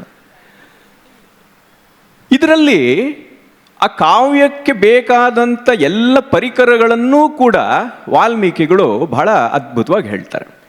ಆ ಕಾವ್ಯ ಹುಟ್ಟುಕೊಳ್ತಲ್ವಾ, ಆ ಸಂದರ್ಭದ ಬಗ್ಗೆನೇ ನಾವು ಒಂದು 20 ನಿಮಿಷ ಮಾತಾಡ್ಬಿಡ್ಬೋದು. ನಾನು ಆ ಸಂದರ್ಭಕ್ಕೆಲ್ಲ ಹೋಗೋದಿಲ್ಲ. ಈ ರಾಮಾಯಣ ಹೇಗೆ ನಮ್ಮ ನಿತ್ಯ ಜೀವನದಲ್ಲಿ ಒಳಗೊಂಡಿದೆ ಅನ್ನುವಂಥದ್ದಕ್ಕೆ ನನ್ನ ವೈಯಕ್ತಿಕವಾದಂಥ ಒಂದು ಅನುಭವ ಹೇಳಿ ನಾನು ಮುಂದಕ್ಕೆ ಹೋಗ್ತೀನಿ ಅಂತ. ನನ್ನ ಬಾಲ್ಯ ಎಲ್ಲ ಕಳೆದಿದ್ದು ರಾಮಾಯಣದ ಪರಿಸರದಲ್ಲೇ. ನಮ್ಮ ಅಜ್ಜ ನಿತ್ಯ ರಾಮಾಯಣವನ್ನು ಪಾರಾಯಣ ಮಾಡ್ತಿದ್ರು. ಹಾಗಾಗಿ ರಾಮಾಯಣ ಓದೋದಕ್ಕಿಂತ ಮೊದಲು ರಾಮಾಯಣ ಮಹಾಭಾರತಗಳು ನಮಗೆ ಕಥೆಯಾಗಿ ಬಹಳ ಗಟ್ಟಿಯಾಗಿ ನಿಂತು ಬಿಟ್ಟಿತ್ತು ಅಂಥೇಳಿ. ಅವರು ಪಾರಾಯಣನ ವೈದಿಕ ಕ್ರಮದಲ್ಲೇ ಮಾಡ್ತಿದ್ರು, ಅದಕ್ಕೊಂದು ಶಾಸ್ತ್ರ ಪರಂಪರೆ ಇದೆ, ಅದೇ ರೀತಿಯಲ್ಲಿ ಮಾಡ್ತಿದ್ರು ಅಂತ. ರಾಮ ವನವಾಸಕ್ಕೆ ಹೋಗುವಂಥ ಸಂದರ್ಭದಲ್ಲಿ ಪ್ರತಿ ಶ್ಲೋಕ ಬಂದಾಗಲೂ ಪ್ರತಿ ಶ್ಲೋಕ ಹೇಳೋದು ಅವರು ಅಳುವಂಥದ್ದು. ನಮ್ಮ ಅಜ್ಜಿ ಅಲ್ಲೇ ಅಡುಗೆ ಮಾಡ್ತಿದ್ರು, ದೇವ್ರ ಮನೆ ಹತ್ರನೇ ಅಡುಗೆ ಮನೆ. ಅವ್ರು ನಮ್ಮ ಅಜ್ಜಿಯನ್ನು ಕರೆದು, ಅಯ್ಯೋ ನನ್ನ ಧಣಿ ಅರಮನೆಯಿಂದ ಅವನು ವನವಾಸಕ್ಕೆ ಹೋಗ್ತಿದ್ದಾನೆ ಅಂತ ಅಳುವಂಥದ್ದು. ಪಾರಾಯಣ ಮಾಡಬೇಕಾದ್ರೆ ಅಳು ಬಂದರೆ ಅದು ಮತ್ತೆ ಸ್ನಾನ ಮಾಡಬೇಕು ಪಾರಾಯಣ ಕ್ರಮದಲ್ಲಿ. ಮತ್ತೆ ಹೋಗಿ ಇನ್ನೊಂದ್ಸಲಿ ಸ್ನಾನ ಮಾಡ್ಕೊಂಡು ಬರೋದು. ಮತ್ತೆ ಅಳ್ತಾ ಇದ್ರು, ನನ್ನ ಧಣಿ ಕಾಡಿಗೆ ಹೋಗ್ತಿದ್ದಾನೆ ಅಂತೆ. ಮತ್ತೆ ಸ್ನಾನ ಮಾಡ್ಕೊಂಬರೋದು. ಹೀಗೆ ಆಗ್ತಲೇ ಇತ್ತು. ನಾನೇನು ಮಾಡ್ತಿದ್ದೆ ಅಂತೇಳಿ, ನಮಗೊಂದು ಇನ್ನೂ ಮಕ್ಕಳು, ನಾವು ಸ್ಕೂಲ್ಗೆ ಹೋಗ್ತಾ ಇದ್ದಂಥದ್ದು. ನನ್ನ ಸ್ನೇಹಿತರನ್ನೆಲ್ಲ ಕರ್ಕೊಂಬರೋದು, ಬಂದ್ರೋ ಈಗ ನಮ್ಮ ತಾತ ಅಳ್ತಾರೆ ನೋಡಿರುವಂತೆ ಅಂತೇಳಿ ಕರ್ಕೊಂಬಂದು ಅವ್ರು ಅಳೋದನ್ನು ತೋರಿಸೋದು, ಸ್ನಾನ ಮಾಡ್ಕೊಂಬರೋದು ತೋರಿಸೋದು ಅಂತ. ಇದು ಯಾಕೆ ಈ ಘಟನೆ ನಾನು ಹೇಳ್ತಾ ಇದ್ದೀನಿ ಅಂತ ಹೇಳಿದ್ರೆ, ರಾಮಾಯಣ ಎಷ್ಟು ನಮ್ಮ ನಿತ್ಯ ಜೀವನವನ್ನು ಪ್ರಭಾವಿಸ್ತಾ ಇದೆ ಅನ್ನೋದಕ್ಕೋಸ್ಕರ ಅಂತ. ಇದನ್ನು ನಾವು ಏನು ಮಾಡಿದ್ದೀವಿ ಅಂತ ಹೇಳಿದ್ರೆ, ಕೇವಲ ಅದನ್ನು ಒಂದು ಕಥೆಯ ಸ್ವರೂಪದಲ್ಲಿ ಮಾತ್ರ ನಾವು ನೋಡುವಂಥ ಒಂದು ಕ್ರಮ ಬಂದಿದೆಯಲ್ಲ, ಅದರಿಂದ ಏನಾಗಿದೆ ಅಂದರೆ ಅದರಲ್ಲಿರುವಂಥ ಈ ಶಾಸ್ತ್ರೀಯದ ಎಷ್ಟೋ ಅಂಶಗಳು ನಾವು ಕಳ್ಕೊಳ್ತಾ ಇರ್ತೀವಿ ಅಂತೇಳಿ. ಈ ದೃಷ್ಟಿಯಿಂದ ರಾಮಾಯಣವನ್ನು ನೋಡೋದಕ್ಕೆ 2 ದಾರಿಗಳಿದೆ. ಒಂದೇನು ಅಂತ ಹೇಳಿದ್ರೆ, ಈ ಪ್ರಾಚೀನ ಕ್ರಮದಲ್ಲಿ ನೋಡುವಂಥದ್ದು ಒಂದಿದೆ, ಈ ಪಾರಾಯಣ ಇತ್ಯಾದಿ ಕ್ರಮಗಳು, ಮತ್ತು ನಮ್ಮ ಅಲಂಕಾರದ ಹಿನ್ನೆಲೆಯಲ್ಲಿ ನೋಡುವಂಥದ್ದು ಇತ್ಯಾದಿ. ಇನ್ನೊಂದು ಈ ಸಮಾಜಶಾಸ್ತ್ರ ಇತ್ಯಾದಿ ಆಧುನಿಕ ಕ್ರಮದಲ್ಲೂ ನೋಡುವಂಥದ್ದು ಇದೆ. ಈ ಎರಡೂ ದೃಷ್ಟಿಯಿಂದ ನೋಡಿದ್ರೂ ಕೂಡ ರಾಮಾಯಣ ಎಷ್ಟು ಪರಿಪೂರ್ಣವಾದಂಥ ಒಂದು ದೃಷ್ಟಿಯಲ್ಲಿ ಭಾರತೀಯ ಸಂಸ್ಕೃತಿಯನ್ನು ಕಟ್ಕೊಡ್ತಾ ಇತ್ತು ಅನ್ನೋದು ಬಹಳ ಸ್ಪಷ್ಟವಾಗತ್ತೆ ಅಂಥೇಳಿ. ಇನ್ನು ಈ ರಸಧ್ವನಿ ಔಚಿತ್ಯ ಇದ್ರ ಬಗ್ಗೆ ಲೀಲಾ ಮೇಡಮ್ ಅವರು ಸ್ವಲ್ಪ ಹೇಳಿದ್ದಾರೆ ಅಂತ. ಕಾವ್ಯವನ್ನು ಯಾಕೆ ಓದಬೇಕು ಅಂತ ನಾವು ಹೇಳಿದ್ರೆ ಆನಂದಕ್ಕೋಸ್ಕರ ಅಂತ ಹೇಳುವಂಥದ್ದು. ಈ ಆನಂದ ಯಾಕೆ ಬರುತ್ತೆ ಅಂತ ಹೇಳಿದ್ರೆ ಅದು ರಸನಿಷ್ಠವಾಗಿದ್ದರೆ ನಮ್ಗೆ ಆನಂದ ಸಿಗತ್ತೆ ಅನ್ನುವಂಥದ್ದು ಇದೆಲ್ಲ ಒಂದು. ಧ್ವನಿ ಅಂದರೆ ಏನು ಅಂತ ಹೇಳಿದ್ರೆ, ಧ್ವನಿ ಅಂತ ಹೇಳಿದ್ರೆ ಯಾವುದನ್ನು ನಾವು ನೇರವಾಗಿ ಹೇಳದೇ ಇದ್ರೂ ನಮ್ಮ ಅನುಭವಕ್ಕೆ ನಾಟಿ ನಮ್ಮ ಅನುಭವವನ್ನು ವಿಸ್ತಾರ ಮಾಡುವಂಥ ಒಂದಾನೊಂದು ಕ್ರಮ ಇದೆಯಲ್ಲ, ಕವಿ ಹೇಳುವಂಥ ಒಂದು ವಿಧಾನ ಇದೆಯಲ್ಲ, ಅದು ಧ್ವನಿ ಅಂತ ಅನ್ನಿಸ್ಕೊಳ್ಳುತ್ತೆ. ಕಾವ್ಯದ ಆತ್ಮವೇ ಧ್ವನಿ, ಈ ಥರದ ಅಭಿಪ್ರಾಯಗಳೆಲ್ಲ ನಮ್ಮಲ್ಲಿ ಉಂಟು. ಹೇಗೆ ಆತ್ಮ ಇಲ್ಲದೆ ನಮ್ಮ ಅಸ್ತಿತ್ವ ಇಲ್ಲವೋ ಹಾಗೆ ಕಾವ್ಯ ಅನ್ನುವಂಥದ್ದು, ಈ ಧ್ವನಿ ಅನ್ನುವಂಥದ್ದು ಇಲ್ಲದೆ ಇದ್ದಾಗ ಆ ಕಾವ್ಯಕ್ಕೆ ಆ ಶಕ್ತಿ ಬರೋದಿಲ್ಲ ಅನ್ನುವಂಥ ದೃಷ್ಟಿಯಿಂದ ಆ ವರ್ಣನೆ ಎಲ್ಲ ಮಾಡಿದ್ದಾರೆ. ಅದು ಎಷ್ಟು ವಿಸ್ತಾರಕ್ಕೆ ನಾನು ಹೋಗೋದಿಲ್ಲ. ಇನ್ನು ಔಚಿತ್ಯ. ಔಚಿತ್ಯ ಅಂದರೆ ಏನು ಅಂತ ಹೇಳಿದ್ರೆ, ನಮಗೂ ಈ ನಿತ್ಯದ ಮಾತುಗಳಲ್ಲಿ ನಾವು ಬಳಸ್ತಾ ಇರ್ತೀವಿ. ಏನು ಅಂದರೆ ಔಚಿತ್ಯ ಮೀರಿ ಮಾತಾಡ್ದ, ಉಚಿತವಾಗಿರಲಿಲ್ಲ ಅವನು ಮಾತಾಡಿದ್ದು, ಹೀಗೆಲ್ಲ ಹೇಳ್ತೀವಿ. ಅಂದರೆ ಯಾವ ಸಂದರ್ಭದಲ್ಲಿ ನಾವು ಯಾವುದನ್ನು ಹೇಳಿದ್ರೆ ಚೆನ್ನಾಗಿರುತ್ತೆ, ಯಾವುದನ್ನು ಹೇಳಿದ್ರೆ ಚೆನ್ನಾಗಿರೋದಿಲ್ಲ ಅನ್ನುವಂಥ ಒಂದು ವಿವೇಕ ಇದೆಯಲ್ಲ, ಅದು ಔಚಿತ್ಯ ಅಂತ ಅನ್ನಿಸ್ಕೊಳ್ಳುತ್ತೆ. ಇದು ಕಾವ್ಯದ ಸಂದರ್ಭದಲ್ಲಿ ಬಹಳ ಮುಖ್ಯವಾಗಿರುವಂಥದ್ದು. ಕಲೆ ಸಂದರ್ಭದಲ್ಲಿ ಯಾವುದನ್ನು ಯಾವ ಪಾತ್ರ ಹೇಗೆ ಮಾತಾಡಿದ್ರೆ ಚೆನ್ನಾಗಿರುತ್ತೆ ಅನ್ನುವಂಥ ವಿವೇಕ ನಮಗಿರಬೇಕು. ಈ ಒಂದು ವಿವೇಕ ಅದನ್ನು DVG ಅವರು ಕವಿಯ ಕರ್ತವ್ಯ ಅಂತ ಕರೀತಾರೆ. ಔಚಿತ್ಯ ಅನ್ನುವಂಥದ್ದು ಕವಿಯ ಕರ್ತವ್ಯ ಅಂಥೇಳಿ. ಈ ಒಂದು ಉಚಿತ ಅನುಚಿತ ಅನ್ನುವಂಥ ವಿವೇಕ ಜಾಗೃತವಾಗಿದ್ದರೆ ಅಲ್ಲಿ ಔಚಿತ್ಯ ಪ್ರಜ್ಞೆ ಅನ್ನುವಂಥದ್ದು ಕೆಲಸ ಮಾಡುತ್ತೆ ಅನ್ನುವಂಥದ್ದು. ಈಗ ನಾವು ಕೆಲವೊಂದು ಸಂದರ್ಭಗಳಲ್ಲಿ ಯಾವುದೋ ಒಂದು ಚಿತ್ರವನ್ನು ಬರೆದಾಗ ಅದು ಕೆಟ್ಟದಾಗಿ ಪ್ರತಿಬಿಂಬಿತವಾಗಿದೆ ನಮ್ಮ ಸಂಸ್ಕೃತಿಯನ್ನು ಅಂಥೇಳಿ ಅದರ ಪರ ವಿರೋಧ ಗಲಾಟೆಗಳು ನಡೆಯುವಂಥದ್ದು ಇದೆಲ್ಲ ನಮ್ಗೆ ಗೊತ್ತಿದೆ. ಅಲ್ಲೆಲ್ಲ ಆ ಕಲಾವಿದನ ಔಚಿತ್ಯ ಪ್ರಜ್ಞೆ ಸರಿಯಾಗಿ ಕೆಲಸ ಮಾಡಿಲ್ಲ ಅನ್ನೋದಕ್ಕೆ ಅದೆಲ್ಲ ದ್ಯೋತಕಗಳು. ಯಾವುದು ಕಾಲದೇಶ ನಿಷ್ಠವಾಗಿ ನಮ್ಮ ರುಚಿಯನ್ನು ಚೆನ್ನಾಗಿ ಬೆಳೆಸತ್ತೆ ಉಳಿಸತ್ತೆ ಅಲ್ಲಿ ಆ ಔಚಿತ್ಯ ಅನ್ನುವಂಥದ್ದು ಕೆಲಸ ಮಾಡಿದೆ. ಯಾವುದು ನಮ್ಮನ್ನು ಕೆರಳಿಸತ್ತೆ ಅಲ್ಲಿ ಔಚಿತ್ಯ ಅನ್ನುವಂಥದ್ದು ಮರೆಯಾಗಿದೆ ಅಂತ ಸದ್ಯಕ್ಕೆ ಅಷ್ಟಿಟ್ಕೋಬಹುದು. ಒಂದೊಂದಕ್ಕೂ ನಾವು ತಾತ್ವಿಕವಾಗಿ ಸಾಕಷ್ಟು ಸಂಗತಿಗಳು ಅಲ್ಲಿ ಇದೆ, ಆದರೆ ಸದ್ಯಕ್ಕೆ ಇಷ್ಟಿಟ್ಕೋಬಹುದು ಅಂತ. ಇನ್ನು ಈ ರಾಮಾಯಣದಲ್ಲಿ ವಾಲ್ಮೀಕಿಗಳು ಹೇಗೆ ಈ ಒಂದೊಂದು ಶಾಸ್ತ್ರದ ವಿಷಯವನ್ನು ಕೂಡ ಬಹಳ ಅದ್ಭುತವಾಗಿ ಕಂಡರಿಸಿದ್ದಾರೆ ಅಂಥೇಳಿ ಕೆಲವೊಂದು ಸಂದರ್ಭಗಳನ್ನು ಇಟ್ಕೊಂಡು ನಾನು ಹೇಳುವಂಥ ಒಂದು ಪ್ರಯತ್ನವನ್ನು ಮಾಡ್ತೀನಿ ಅಂತ. ಈಗ ಧ್ವನಿ ಅಂತ ಬಂತು. ಧ್ವನಿಯಲ್ಲಿ ಏನು ಅಂತ ಹೇಳಿದ್ರೆ, ನಾವು ಯಾವುದನ್ನು ನೇರವಾಗಿ ಹೇಳಿರ್ತೀವಿ ಆ ಹೇಳಿರೋದಕ್ಕಿಂತ ಭಿನ್ನವಾಗಿ ಇನ್ನೊಂದು ವಿಶಾಲವಾದಂಥ ಒಂದು ಅರ್ಥವ್ಯಾಪ್ತಿ ಅದಕ್ಕಿರಬೇಕು, ಆವಾಗ ಅದು ಧ್ವನಿ ಅಂತ ಅನ್ನಿಸ್ಕೊಳ್ಳುತ್ತೆ ಅಂತ. ಈಗ ವೀರಸೂರ್ಯನು ಮುಳುಗಿದ ಅಂತ ಹೇಳಿದ್ರೆ ಅಲ್ಲಿ ಏನು ಅಂತ ಹೇಳಿದ್ರೆ ಸೂರ್ಯ ಮುಳುಗಿದ ಅನ್ನೋದು ಏನು ಕತ್ತಲೆಯನ್ನು ಸೂಚಿಸುತ್ತೆ ಅಂತ. ಅಲ್ಲಿ ವೀರಸೂರ್ಯ ಅನ್ನುವಂಥದ್ದು ಒಬ್ಬ ಪರಾಕ್ರಮಿ, ಅವನು ಸತ್ತ ಅನ್ನೋದನ್ನು ನಾವು ನೇರ ಹೇಳದೆ ಅಲ್ಲಿ ಸೂರ್ಯ ಅನ್ನುವಂಥದ್ದು ಮುಳುಗಿದ ಅನ್ನೋದ್ರ ಮೂಲಕ ನಾವು ಹೇಳೋದ್ರ ಮೂಲಕ ಆ ಅರ್ಥ ನಮಗೆ ಅಲ್ಲಿ ಹೇಳಿರುವ ಶಬ್ದಗಳಿಗಿಂತ ಭಿನ್ನವಾದಂಥ ಇನ್ನೂ ವಿಶಾಲವಾದಂಥ ಆಳವಾದಂಥ ಸೊಗಸಾದಂಥ ಒಂದು ಅರ್ಥ ನಮಗೆ ಆಗತ್ತೆ ಅಂತ. ಇದು ಧ್ವನಿ ಮಾಡುವಂಥ ಒಂದು ಕೆಲಸ. ಇದನ್ನು ವಾಲ್ಮೀಕಿಗಳು ಬಹಳ ಸಂದರ್ಭದಲ್ಲಿ ಅದು ಮಹಾಕಾವ್ಯ 24,000 ಶ್ಲೋಕಗಳಲ್ಲಿ ನೀವು ಎಷ್ಟೋ ಸಂದರ್ಭಗಳಲ್ಲಿ ಅದನ್ನು ನೋಡಬಹುದು. ಒಂದೇ ಒಂದು ಸಂದರ್ಭವನ್ನು ನಿಮಗೆ ಹೇಳಿದ್ರೆ ಅಲ್ಲಿ ನಮಗೆ ಈ ಧ್ವನಿ ಅನ್ನುವಂಥದ್ದು ಹೇಗೆ ಕೆಲಸ ಮಾಡುತ್ತೆ ಅನ್ನುವಂಥದ್ದು ಗೊತ್ತಾಗತ್ತೆ ಅಂತ. ಈಗ ವಾಲಿ ವಧೆ ಆಗಿದೆ.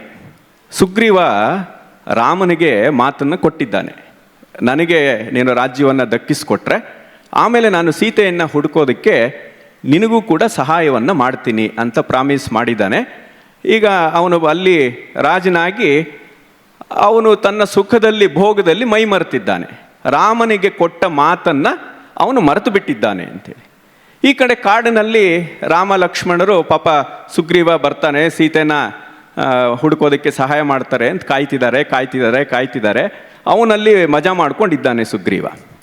ಆ ಸಂದರ್ಭದಲ್ಲಿ ರಾಮ ಲಕ್ಷ್ಮಣನಿಗೆ ಹೇಳುತ್ತಾನೆ, ಹೋಗಿ ನೀನು ಒಂದು ಸಲ ಇವನು ಸುಗ್ರೀವನಿಗೆ ಹೇಳು, ಎಚ್ಚರಿಕೆ ಕೊಡು, ನಿನಗೋಸ್ಕರ ನಾನು ಕಾಯ್ತಾ ಇದ್ದೀನಿ, ನನ್ನ ಸಹಾಯ ಮಾಡಿದ್ದನ್ನು ನೀನು ಮರಿಬೇಡ ಅಂತೆಲ್ಲ ಹೇಳುವಂಥ ಸಂದರ್ಭದಲ್ಲಿ ಅವನಿಗೆ ಸೂಚಿಸುವಂಥ ಒಂದು ಮಾತನ್ನು ಹೇಳ್ತಾನೆ. ಅದು ಬಹಳ ಅದ್ಭುತವಾದಂಥ ಮಾತು. ನಿಮ್ಗೆ ಅದು ಹೇಳಿದ್ರೆ ಧ್ವನಿ ಏನು ಅಂತ ಗೊತ್ತಾಗತ್ತೆ ಅಂತ.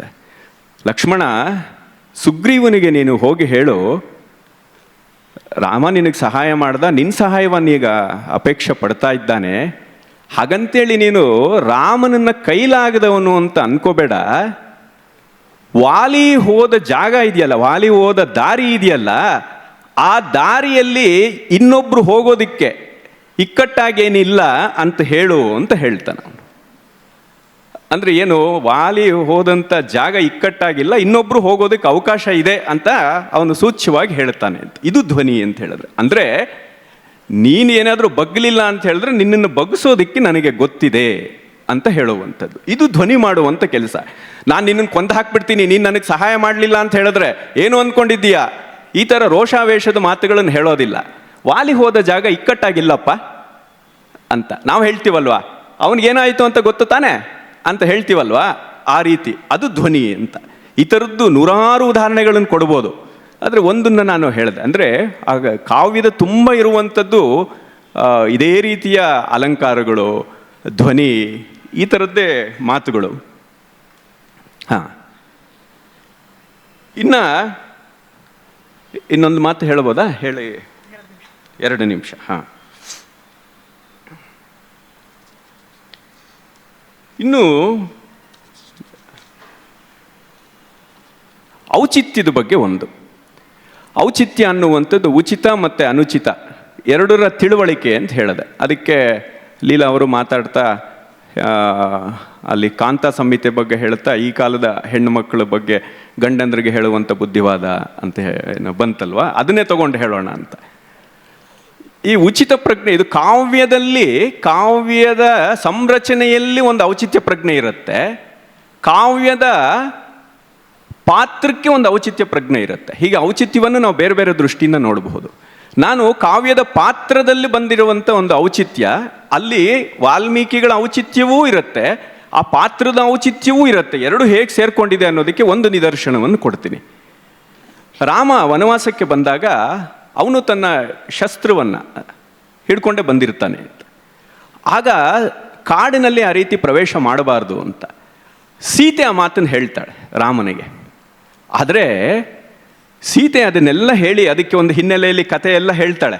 ಅದೇ ಆ ಶಸ್ತ್ರದ ಸಂಪರ್ಕ ನಮಗಿದ್ರೆ ಎಂಥ ಸಾಧು ಸ್ವಭಾವ ಇದ್ದರೂ ಒಂದಲ್ಲ ಒಂದು ಸಂದರ್ಭದಲ್ಲಿ ನಮ್ಮ ಬುದ್ಧಿ ಕೆಡತ್ತೆ, ಆ ಶಸ್ತ್ರವನ್ನು ನಾವು ಬಳಸಬೇಕು ಅನ್ನುವಂಥ ಅಭಿಪ್ರಾಯ ಬಂದುಬಿಡತ್ತೆ. ಹೀಗೆಲ್ಲ ಒಂದು ಕಥೆಯನ್ನು ಹೇಳಿ ಕೊನೆಗೆ ಅದು ಯಾಕೆ ನಾವು ಈ ರೀತಿ ತಾಪಸರ ಥರ ಹೋಗಬೇಕೆ ಹೊರತು ಯಾಕೆ ನಮಗಿದು ಅನ್ನುವಂಥ ಭಾವ ಹೇಳಬೇಕಾದ್ರೆ ಅಲ್ಲಿ ಹೇಳ್ತಾಳೆ ಸೀತೆ, ನಿನಗೆ ಇದು ಮಾತು ಗೊತ್ತಿಲ್ಲ ಅಂತ ನಾನು ಹೇಳ್ತಾ ಇಲ್ಲ, ಆದರೆ ನಿನಗೆ ನೆನಪಿಸ್ತಾ ಇದ್ದೀನಿ ಅಷ್ಟೇ ಅಂತ ಹೇಳ್ತಾಳೆ ಅಂತ.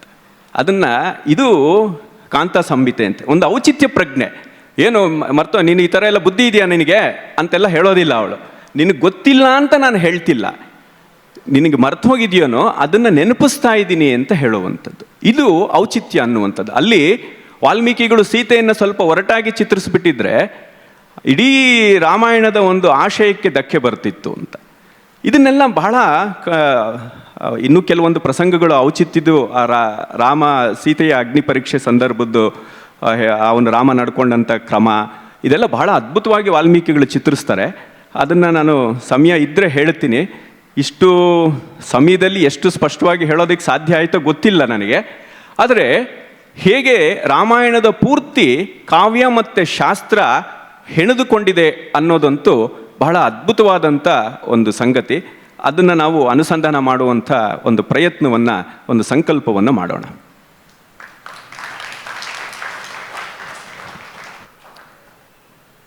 ಕಾವ್ಯ ಹೀಗಿರಬೇಕು ಅಂತ ಲಕ್ಷಣಗಳನ್ನು ಓದಿ ಕಾವ್ಯವನ್ನು ಬರೀತಕ್ಕಂಥದ್ದು ಒಂದು ಪದ್ಧತಿ. ಕಾವ್ಯ ಬರೀತಕ್ಕಂಥ ಲಕ್ಷಣಗಳಿಗೆ ಲಕ್ಷ್ಯವಾಗಿರ್ತಕ್ಕಂತಹ ಕಾವ್ಯ ಯಾವುದು ಅಂತಂದರೆ ಅದು ರಾಮಾಯಣ. ಅಂತಹ ರಾಮಾಯಣದ ಬಗ್ಗೆ ಅತ್ಯಂತ ಕಡಿಮೆ ಅವಧಿಯಲ್ಲಿ ರಸಧ್ವನಿ ಔಚಿತ್ಯದ ಬಗ್ಗೆ ತಮ್ಮ ವಿಚಾರವನ್ನು ಮಂಡಿಸಿರ್ತಕ್ಕಂತಹ ಶ್ರೀಯುತ ಸೂರ್ಯಪ್ರಕಾಶ್ ಪಂಡಿತ್ ಅವರಿಗೆ ತುಂಬ ಧನ್ಯವಾದಗಳು. ಇನ್ನು 5 ನಿಮಿಷಗಳ ಸಮಯ ಇದೆ ಅಂಥೇಳಿ ವ್ಯವಸ್ಥಾಪಕರು ಹೇಳ್ತಾ ಇದ್ದಾರೆ. ಯಾವುದಾದರೂ ಪ್ರಶ್ನೆಗಳಿದ್ದರೆ ರಸಧ್ವನಿ ಔಚಿತ್ಯದ ಬಗ್ಗೆ ಅಥವಾ ಈಗ ಮಾತಾಡಿರ್ತಕ್ಕಂತಹ ಯಾವುದಾದ್ರೂ ವಿಷಯದ ಬಗ್ಗೆ ಯಾವುದಾದ್ರು ಪ್ರಶ್ನೆಗಳಿದ್ದರೆ ಅದನ್ನು ಕೇಳಬಹುದು ಅಂಥೇಳಿ ಕೇಳ್ಕೊಳ್ತೇನೆ.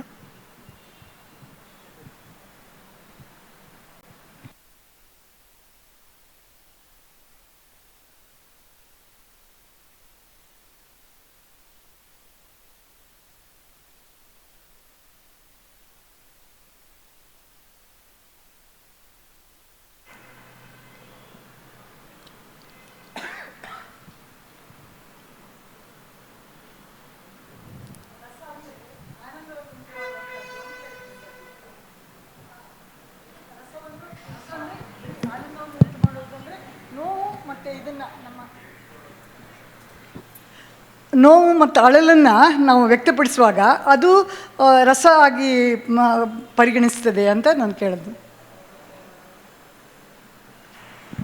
ಹೌದು, ಕರುಣ ರಸ ಇದೆ, ಶೋಕದಿಂದ ಉತ್ಪತ್ತಿಯಾಗಿರುವಂಥದ್ದು. ಅದೇ ಬಾಹ್ಯ ಲೌಕಿಕಕ್ಕೂ ಕಾವ್ಯ ಆನಂದಕ್ಕೂ ಇರುವಂತಹ ವ್ಯತ್ಯಾಸ ಅಂತ ಹೇಳ್ತಾರೆ. ಈಗ ರಂಗದ ಮೇಲೆ ಶೋಕಯುಕ್ತವಾದಂಥ ಒಂದು ದೃಶ್ಯ ನಡೀತಾ ಇದೆ ಅಂತ ಹೇಳಿದ್ರೆ ಅದನ್ನು ನೋಡಿ ನಮಗೂ ಶೋಕ ಉಂಟಾಗುತ್ತೆ.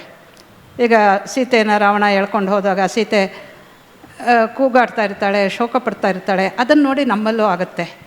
ಇದನ್ನು ನಾವು ಆನಂದ ಅಂತ ಹೇಳ್ತೀವಿ. ಅಂದರೆ we don't physically react to it, ಆದರೆ ನಮ್ಮಲ್ಲಿ ಆಗೋವಂತಹ ವಿಶ್ರಾಂತಿ ಜನನ ಅಂತ ನಮ್ಮ ನಾಟ್ಯಶಾಸ್ತ್ರಕಾರರು ಒಂದು ಮಾತು ಹೇಳ್ತಾರೆ. ನಮ್ಮ ಭಾವ, ನಮ್ಮ ಬುದ್ಧಿ, ಮನಸ್ಸು ಎಲ್ಲವೂ ಅಲ್ಲಿ ತಲ್ಲೀನವಾದಾಗ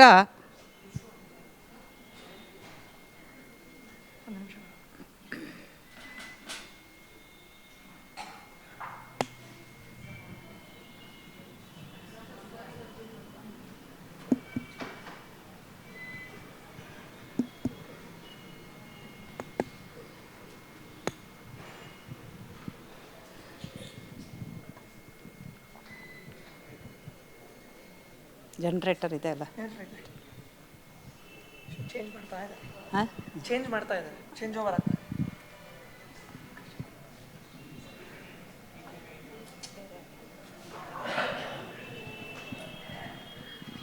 ಸಮಯ ಏನಾಗ್ತಿದೆ ಇವಾಗ. ಇದು ಇನ್ನೇನಿದೆ ನೆಕ್ಸ್ಟು ಸಂಗೀತ ಇದೆ ಅಲ್ಲ, ಅಲ್ಲಿ ಇವತ್ತು ಇದು ಮುಗಿದ ಹಾಗಾದರೆ ನಾನು ಪದ್ಮಗಂಧ ಬಗ್ಗೆ ಹೇಳೋಕ್ಕೆ ಆಗ್ತಿಲ್ಲ.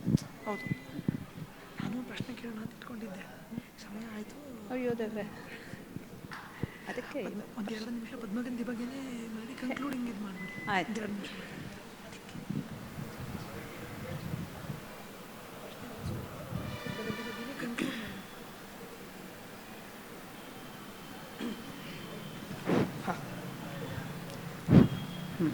ಶೋಕವೂ ಒಂದು ರಸವೇ, ಅದು ಕೂಡ ಅನುಭೂತಿಗೆ ಬರುತ್ತೆ ಅಂತ ಹೇಳ್ತಾರೆ. ಅದ್ರ ಬಗ್ಗೆ ಹೆಚ್ಚಿಗೆ ಚರ್ಚೆ ಮಾಡೋಣ. ಅವರು ಪದ್ಮಗಂಧಿ ಬಗ್ಗೆ ಕೆಲವು ಮಾತು ಹೇಳಿಬಿಡಿ, ಏಕೆಂದರೆ ಈ ಒಂದು ಗೋಷ್ಠಿ ಮುಗಿತಾ ಇದೆ. ಆಗಲೇ ಹೇಳಿದೆ ನಾನು, ಈ ಪದ್ಮಪುಷ್ಪ ಅನ್ನೋದು ಭಾರತೀಯ ಸಂಸ್ಕೃತಿಯ ಕಲೆಗಳ ಅಧ್ಯಾತ್ಮಶಾಸ್ತ್ರದ ಮತ್ತು ಯಾವ್ಯಾವ ಕಲೆಗಳಿದೆಯೋ, ನೃತ್ಯ, ಸಂಗೀತ, ಅದಲ್ಲದೆ ಶಾಸ್ತ್ರಗಳು, ಆಯುರ್ವೇದ, ಎಲ್ಲದರಲ್ಲೂ ಸತತವಾಗಿ ಉಲ್ಲೇಖವಾಗಿರುವಂಥದ್ದು, ಅದರ ಪ್ರಯೋಜನಗಳನ್ನು ಕೂಡ ಪಡ್ಕೊಂಡಿರುವಂಥದ್ದು, ಜನ ಪಡ್ಕೊಂಡಿದ್ದಾರೆ ಅದರ ಮೂಲಕ ಅನ್ನೋದು ಬಹಳ ಮುಖ್ಯ. ಅದರಿಂದ ಇದು ಪ್ರಮುಖವಾಗಿರುವಂಥ ಒಂದು ವಿಷಯ ಪದ್ಮ ಅಂತ. ಅದಕ್ಕೆ ಪದ್ಮಗಂಧಿ ಅಂತ ಹೆಸರಿಟ್ಟಿದ್ದೀವಿ. ಈಗ ನೋಡಿ, ಒಂದೇ ಒಂದು ಸೂತ್ರ ರೂಪದಲ್ಲಿ ಹೇಳ್ಬೋದು. ಸೃಷ್ಟಿಕರ್ತನಿಂದ ಇವತ್ತಿನ ಸಿನಿಮಾವರೆಗೆ ಕಮಲದ ಸತತವಾದಂತಹ ಒಂದು ಉಪಸ್ಥಿತಿಯನ್ನು ನೀವು ನೋಡ್ತೀರಾ ಇಲ್ವಾ? ಬ್ರಹ್ಮ ಹುಟ್ಟೋದು ಯಾವುದರಲ್ಲಿ? ಪದ್ಮನಾಭನ ನಾಭಿ ಕಮಲದಲ್ಲಿ. ಅಲ್ಲಿಂದ ಸೃಷ್ಟಿ ಆಗೋದೇ ಕಮಲದಿಂದ ಅಂತ. ಇವತ್ತು ಸಿನಿಮಾಗಳಿಗೆ ಶ್ರೇಷ್ಠವಾದಂತಹ ಸಿನಿಮಾಗೆ ಪ್ರಶಸ್ತಿಗಳನ್ನು ಕೊಡ್ತಾರಲ್ಲ, ಸ್ವರ್ಣಕಮಲ ಅತ್ಯಂತ ಉತ್ಕೃಷ್ಟವಾದಂತಹ ಪ್ರಶಸ್ತಿ ಭಾರತ ಸರ್ಕಾರ ಕೊಡುವಂಥದ್ದು ಸ್ವರ್ಣಕಮಲ. ಅದೇ ಎರಡನೇದು ರಜತ ಕಮಲ. ಮತ್ತು ಸಿವಿಲಿಯನ್ ಅವಾರ್ಡ್ಸ್ ಮೊನ್ನೆ ನಮ್ಮ ಗಣೇಶ್ ಅವರಿಗೆಲ್ಲ ಬಂತಲ್ಲ, ಇವೆಲ್ಲವೂ ಕೂಡ ಪದ್ಮಗಳೇ. ಪದ್ಮಶ್ರೀ, ಪದ್ಮಭೂಷಣ, ಪದ್ಮವಿಭೂಷಣ. ಅಂದರೆ ಈ ನಮ್ಮ ಸಂಸ್ಕೃತಿಯಲ್ಲಿ, ಈ ಪರಂಪರೆಯಲ್ಲಿ ಯಾವುದು ಶ್ರೇಷ್ಠವೋ, ಯಾವುದು ಉತ್ಕೃಷ್ಟವೋ, ಯಾವುದು ದಿವ್ಯತೆಯ ಒಂದು ಪ್ರತೀಕವೋ, ಯಾವುದು ಸುಂದರವೋ, ಯಾವುದು ಪವಿತ್ರವೋ, ಯಾವುದು ಒಂದು ವಿಶೇಷವಾದಂತಹ ಸಂದೇಶವನ್ನು ನೀಡ್ತಾ ಇದೆ ಪದ್ಮಪತ್ರಮಿವಾಂಭಸಿ ಅಂತ, ಅದು ಎಲ್ಲದಕ್ಕೂ ಕೂಡ ಪ್ರಮುಖವಾಗಿ ಕಣ್ಣಿಗೆ ಕಾಣಿಸೋದು, ನಮ್ಮ ಪ್ರಾಚೀನರ ಕಣ್ಣಿಗೆ ಕಂಡಿರೋದು ಯಾವುದು ಅಂತ ಹೇಳಿದ್ರೆ ಪದ್ಮಪುಷ್ಪ ಅಂತ. ಅದಕ್ಕೆ ಪದ್ಮಗಂಧಿ ಅಂತ ಹೆಸರಿಟ್ಟಿದ್ದೀನಿ. ಇದು 2 ಗಂಟೆಗಳ ಸಿನಿಮಾ, ಅದನ್ನು ನೋಡಬೇಕು. ಯಾಕೆಂತ ಹೇಳಿದ್ರೆ ಭಾರತೀಯ ಸಂಸ್ಕೃತಿಗೆ ಸಂಬಂಧಪಟ್ಟಿರುವಂಥದ್ದು. ಇದುವರೆಗೂ ಒಂದು ಹೂವನ್ನು ಕುರಿತು 2 ಗಂಟೆ ಕಾಲ ಚಿತ್ರ ಆಗಿಲ್ಲ. 4 ಗಂಟೆನೂ ಮಾಡಬಹುದು. ಆದರೆ ಚಿತ್ರದ ದೃಷ್ಟಿಯಿಂದ ನಾವು ಜನರನ್ನು ದೃಷ್ಟಿಯಲ್ಲಿ ಇಟ್ಕೊಂಡು 2 ಗಂಟೆಗೆ ನಿಲ್ಲಿಸಿದ್ದೀವಿ. ಶಿಲ್ಪಶಾಸ್ತ್ರ, ತತ್ವಶಾಸ್ತ್ರ, ಸಂಗೀತ, ನೃತ್ಯ, ಆಯುರ್ವೇದ ಶಾಸ್ತ್ರ, ನಮ್ಮ ನಿತ್ಯ ಬಳಕೆಯ ವಿಚಾರಗಳು, ಆಮೇಲೆ ಮಖಾನ ಅಂತ ಒಂದಿದೆ, ಆಹಾರ, ಎಲ್ಲದರಲ್ಲೂ ಕೂಡ ಇದಿದೆ. ಮಂತ್ರಶಾಸ್ತ್ರ, ತಂತ್ರಶಾಸ್ತ್ರ, ನೀವು ಚಕ್ರಗಳನ್ನೆಲ್ಲ ಕೇಳಿದ್ದೀರಾ, ಆ ಚಕ್ರಗಳೆಲ್ಲವೂ ಕೂಡ ಕಮಲದ ಆಕಾರದಲ್ಲೇ ಇರೋದು. ಕೊನೆಯಲ್ಲಿರುವಂಥದ್ದು ಸಹಸ್ರಾರ ಅಂತ. ಹೀಗೆ ಕಮಲ ಇಲ್ಲದೇ ಇರುವಂತಹ ಜಾಗವೇ ಇಲ್ಲ. ಇದಕ್ಕೆ ಪದ್ಮಗಂಧಿ ಅಂತ ಹೆಸರಿಟ್ಟಿದ್ದೀವಿ. ಈ ಗಂಧಿ ಅನ್ನೋದನ್ನು ಕೂಡ ನಾನು ನಮ್ಮ ದೇಶದ ಅತ್ಯಂತ ಶ್ರೇಷ್ಠ ಕವಿಯಾದಂತಹ ಕಾಳಿದಾಸನ ಒಂದು ಪದವನ್ನು ಬಳಸ್ಕೊಂಡಿದ್ದೀವಿ ಅಲ್ಲಿ. ಆ ಹೆಸರು ಏನಂತ ಹೇಳಿದ್ರೆ ಸರ್ವ ಸಗಂಧೇಶು ವಿಶ್ವಸಿತಿ ಅಂತ ಕಾಳಿದಾಸಂದು ಒಂದು ಮಾತಿದೆ. ಗಂಧ ಅಂದರೆ ಪರಿಮಳ ಅಂತ ಒಂದು ಅರ್ಥ ನಮಗೆ ಗೊತ್ತೇ ಇದೆ. ಗಂಧ ಅಂದರೆ ಸಂಪರ್ಕ, ವಿಶ್ವಾಸ, ಅವರ ಜೊತೆಯಲ್ಲಿರೋದು, ಈ ಎಲ್ಲ ಅರ್ಥಗಳು ಬರುತ್ತೆ. ಸೊ ಗಂಧ ಅಂತ ಹೇಳಿದ್ರೆ ಬಂಧ, ಅನುಬಂಧ, ಸಂಬಂಧ, ಪರಿಮಳ, ಇಷ್ಟರ್ಥಗಳು ಬರುತ್ತೆ. ಅದಷ್ಟು ಅರ್ಥಗಳು ಸ್ಪಷ್ಟವಾಗೋ ಹಾಗೆ ಪದ್ಮಗಂಧಿ ಅನ್ನೋ ಹೆಸರನ್ನು ಇಟ್ಟಿರೋದು ಕಾಳಿದಾಸನ ಮಾತಿನಲ್ಲಿ ಬರುತ್ತೆ. ಇದು ಪದ್ಮಗಂಧಿ ಅಂತ ಯಾಕೆ ಇಟ್ಟಿದ್ದೀವಿ ಅಂತ ಹೇಳಿದ್ರೆ, ದುರ್ಗಂಧಿಯಾದಂಥ ಇನ್ನೊಂದು ಪುಷ್ಪ ಇದೆ, ನೀವೆಲ್ಲ ಕೇಳಿರಬಹುದು ಅದರ ಬಗ್ಗೆ. ಟೈಟನ್ ಏರಮ್ ಅಂತ ಒಂದು ಪುಷ್ಪ. ಇದು ಸುಮಾತ್ರ ಆ ಕಡೆ ಎಲ್ಲ ಬೆಳೆಯುತ್ತಂತೆ. ಇದು 7 ಅಡಿ ಇರೋವಂತಹ ಒಂದು ಪುಷ್ಪನಂತೆ. ಇದಕ್ಕೆ ಶವಪುಷ್ಪ ಅಂತ ಹೇಳ್ತಾರೆ. ಕೊಳೆತ ಶವ ಯಾವ ವಾಸನೆ ಬರುತ್ತೋ ಸಸ್ಯಶಾಸ್ತ್ರಜ್ಞರು ಹೇಳೋದು, ಆ ಒಂದು ದುರ್ಗಂಧವನ್ನು ಬೀರುತ್ತೆ. ಸೊ ದುರ್ಗಂಧಿಯಾದಂಥ ಪುಷ್ಪಗಳು ಇದೆ. ಸಾಮಾನ್ಯವಾಗಿ ಪುಷ್ಪ ಅಂದ ತಕ್ಷಣ ತುಂಬ ಸೌರಭವಾಗಿರುವಂಥದ್ದು, ತುಂಬ ಚೆನ್ನಾಗಿರೋದು, ಪರಿಮಳಯುಕ್ತವಾಗಿರೋದು ಅಂತ ನಾವು ಅಂದ್ಕೊಂಡ್ಬಿಡ್ತೀವಿ. ಹಾಗೇನೂ ಇಲ್ಲ. ಪ್ರಕೃತಿ ನಮ್ಮ ಊಹೆಗಳಿಗಿಂತ, ನಮ್ಮ ಕಲ್ಪನೆಗಿಂತ, ನಾವು ಕಾಣೋದಕ್ಕಿಂತ ತುಂಬ ವಿಶಾಲವಾಗಿದೆ, ವಿಚಿತ್ರವಾಗಿದೆ, ವೈವಿಧ್ಯಮಯವಾಗಿದೆ ಅನ್ನೋದನ್ನು ಹೇಳೋದಕ್ಕೋಸ್ಕರವಾಗಿ ಇದು ಹೇಳಿದ್ದೆ.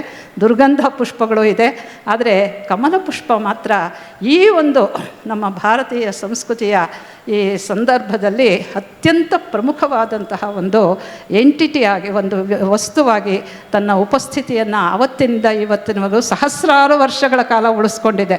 ಇದು ಯಾಕೆ ಅಂತ ಎಕ್ಸ್ಪ್ಲೋರ್ ಮಾಡೋದು ಪದ್ಮಗಂಧಿಯ ಕೆಲಸ. ಅದನ್ನು ನಾವು ಮಾಡಿದ್ದೀವಿ. ನೀವು ಯಾವಾಗಲಾದ್ರೂ ನೋಡ್ಬೋದು. ಶಿವಮೊಗ್ಗದಲ್ಲೂ ಈಗ 2-3 ತಿಂಗಳ ಹಿಂದೆ ಇದು ಚಿತ್ರವನ್ನು ನಾವು ಬಿಡುಗಡೆ ಮಾಡಿದ್ವಿ. ಎಷ್ಟು ಜನಕ್ಕೆ ಗೊತ್ತಾಯಿತೋ ಇಲ್ವೋ ನೋಡಲಿಲ್ಲ. ಬೆಂಗಳೂರಲ್ಲಂತೂ ಆಯಿತು. 5 ಥಿಯೇಟ್ರ್ಗಳಲ್ಲಿ ಅದು ಪ್ರದರ್ಶಿತ ಆಯಿತು. 2 ಥಿಯೇಟ್ರ್ಗಳಲ್ಲಿ ಹೌಸ್ಫುಲ್ ನಡೀತು. ಸುಮಾರು 1,00,000 ಜನ ನೋಡಿರ್ಬೋದು ಈ ಚಿತ್ರವನ್ನು. ಇದು ಅಪರೂಪದ ಚಿತ್ರ. ಇದು ಡೈರೆಕ್ಟ್ ಮಾಡಿದ್ದು ನಾನಲ್ಲ, ಇದಕ್ಕೆ ರಿಸರ್ಚ್ ವರ್ಕ್ ನಂದು. ಇದನ್ನು ಪ್ರೊಡ್ಯೂಸ್ ಮಾಡಿರೋದು ಅಂದರೆ ತನು, ಮನ, ಧನ ಎಲ್ಲ ನಾನು ಹಾಕಿದ್ದೀನಿ.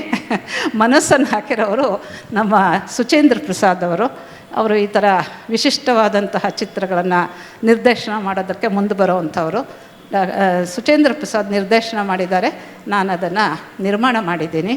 ನನ್ನ ಏನು ಇದರ ಬಗ್ಗೆ ಅಧ್ಯಯನ ಇದೆ ಅದನ್ನು ಇಟ್ಟುಕೊಂಡು ಮಾಡಿರುವಂತಹ ಚಿತ್ರ ಕಮಲಪುಷ್ಪ ಪದ್ಮಗಂಧಿ ಅಂತ. ತುಂಬ ಅಪರೂಪದ ಚಿತ್ರ ಅಂತ ಹೇಳ್ಬೋದು. ತುಂಬ ಜನ ಮೆಚ್ಕೊಂಡಿದ್ದಾರೆ. ನೀವು ಇವಾಗ ಯಾರೋ ರಸದ ಬಗ್ಗೆ ಕೇಳಿದ್ರಲ್ಲ, ಆ ಚಿತ್ರ ನೋಡಿದವ್ರು ಹೇಳಿದ್ರು 2 ಗಂಟೆ ನಾವು ಯಾವ ಲೋಕದಲ್ಲಿದ್ವಿ ಅಂತ ಗೊತ್ತಾಗಲಿಲ್ಲ, ತಿರುಗಿ ಇಲ್ಲಿಗೆ ಬಂದವಲ್ಲ ಅಂತ ಅನ್ನಿಸ್ತು.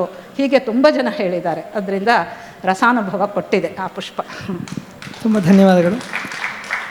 ಈಗ ಗ್ರಂಥದ ದೃಷ್ಟಿಯಿಂದ ಭಾರತೀಯ ಸಾಹಿತ್ಯ ರಸೌಚಿತ್ಯದ ಬಗ್ಗೆ ಮಾತಾಡಬೇಕು ಅಂಥೇಳಿ ಸೂರ್ಯಪ್ರಕಾಶ್ ಪಂಡಿತ್ ಅವರಲ್ಲಿ ಕೇಳ್ಕೊಳ್ತೇನೆ. ರಾಮಾಯಣದ ಒಂದೇ ಒಂದು ಸಂದರ್ಭವನ್ನು ಉಲ್ಲೇಖ ಮಾಡಿ ನನ್ನ ಮಾತನ್ನು ಮುಗಿಸ್ತೀನಿ. ಈಗ ಲೀಲಾ ಅವರು ಸಿನಿಮಾ ಬಗ್ಗೆನೇ ಮಾತಾಡಿದ್ರಿಂದ ಸಿನಿಮಾಗಳು ಹೇಗೆ ರಾಮಾಯಣದಿಂದ ಪ್ರಭಾವಿತವಾಗಿದೆ ಅಂತ ಹೇಳುವಂಥ ಒಂದು ಪ್ರಸಂಗವನ್ನು ತಗೊಂಡು ರಸ ಅನ್ನುವಂಥದ್ದು ಹೇಗೆ ಸಂದರ್ಭದಲ್ಲಿ ವಾಲ್ಮೀಕಿಗಳು ಅದ್ಭುತವಾಗಿ ನಮಗೆ ಕಂಡರಿಸಿಕೊಟ್ಟಿದ್ದಾರೆ ಅನ್ನುವಂಥ ಒಂದು ಪ್ರಸಂಗವನ್ನು ನಾನು ಉಲ್ಲೇಖ ಮಾಡ್ತೀನಿ. ಸಂದರ್ಭ ರಾಮಾಯಣದಲ್ಲಿ ಹೀಗಿದೆ. ಹನುಮಂತ ಸೀತೆಯನ್ನು ಎಲ್ಲಿದ್ದಾಳೆ ಅನ್ನುವಂಥ ಸುದ್ದಿಯನ್ನು ತಂದು ರಾಮನಿಗೆ ಸುಗ್ರೀವನ ಪರಿವಾರಕ್ಕೆ ಕೊಟ್ಟಾಗಿದೆ. ಅವರು ಲಂಕೆಯ ಮೇಲೆ ಯುದ್ಧ ಮಾಡಲಿಕ್ಕೆ ಸಿದ್ಧವಾಗಿ ಸಮುದ್ರ ತೀರದಲ್ಲಿ ಸೇನೆ ಬೀಡುಬಿಟ್ಟಿದೆ, ಸುಗ್ರೀವನ ಸೇನೆ ರಾಮ ಲಕ್ಷ್ಮಣರ ಸಮೇತ.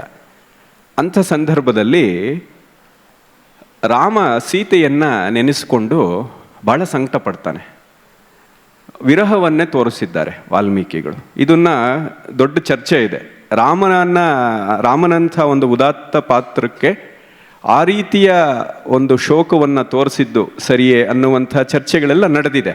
ಅದೇನಾದರೂ ಇರಲಿ, ಆ ಪ್ರಸಂಗ ಅಂತೂ ಬಹಳ ಅದ್ಭುತವಾಗಿದೆ. ಅದು ಲಕ್ಷ್ಮಣನ ಹತ್ರ ತನ್ನ ವಿರಹವನ್ನು ಹೇಳ್ಕೊಳ್ತಾ ಇದ್ದಾನೆ ರಾಮ. ಆ ಸಂದರ್ಭದಲ್ಲಿ ಅದು ಪ್ರಾಯಶಃ ಹುಣ್ಣಿಮೆ ಅಂತ ಅನ್ಸತ್ತೆ. ಆವತ್ತು ರಾಮ ಲಕ್ಷ್ಮಣನಿಗೆ ಹೇಳ್ತಾನೆ. ಏನು ಹೇಳ್ತಾನೆ ಅಂತ ಹೇಳಿದ್ರೆ ಒಂದು ಶ್ಲೋಕ ಬರುತ್ತೆ ಅಲ್ಲಿ. ವಾಹಿವಾತ ಯತಃ ಕಾಂತ ತಾಂ ಸ್ಪೃಷ್ಟ್ವಾ ಮಾಮಪಿ ಸ್ಪೃಶ ತ್ವಯಿಮೇ ಗಾತ್ರ ಸಂಸ್ಪರ್ಶಶ್ಚಂದ್ರೆ ದೃಷ್ಟಿ ಸಮಾಗಮ ಅನ್ನುವಂಥದ್ದು ಶ್ಲೋಕ. ಅದು ಬಹಳ ಅದ್ಭುತವಾದಂಥ ಶ್ಲೋಕ. ಎಲೆ ಗಾಳಿ, ರಾಮ ಗಾಳಿಯನ್ನು ಉದ್ದೇಶಿಸಿ ಹೇಳ್ತಾ ಇದ್ದಾನೆ. ಎಲೆ ತಂಗಾಳಿ, ಒಮ್ಮೆ ನೀನು ಸೀತೆಯ ಮೇಲೆ, ಸೀತೆ ಅಲ್ಲಿದ್ದಾಳೆ ಅಶೋಕವನದಲ್ಲಿ, ಅವಳ ಮೇಲೆ ಬೀಸು. ಅದೇ ಗಾಳಿ ಬಂದು ನನ್ನ ಮೈ ಮೇಲೂ ನೀನು ಓಡಾಡು.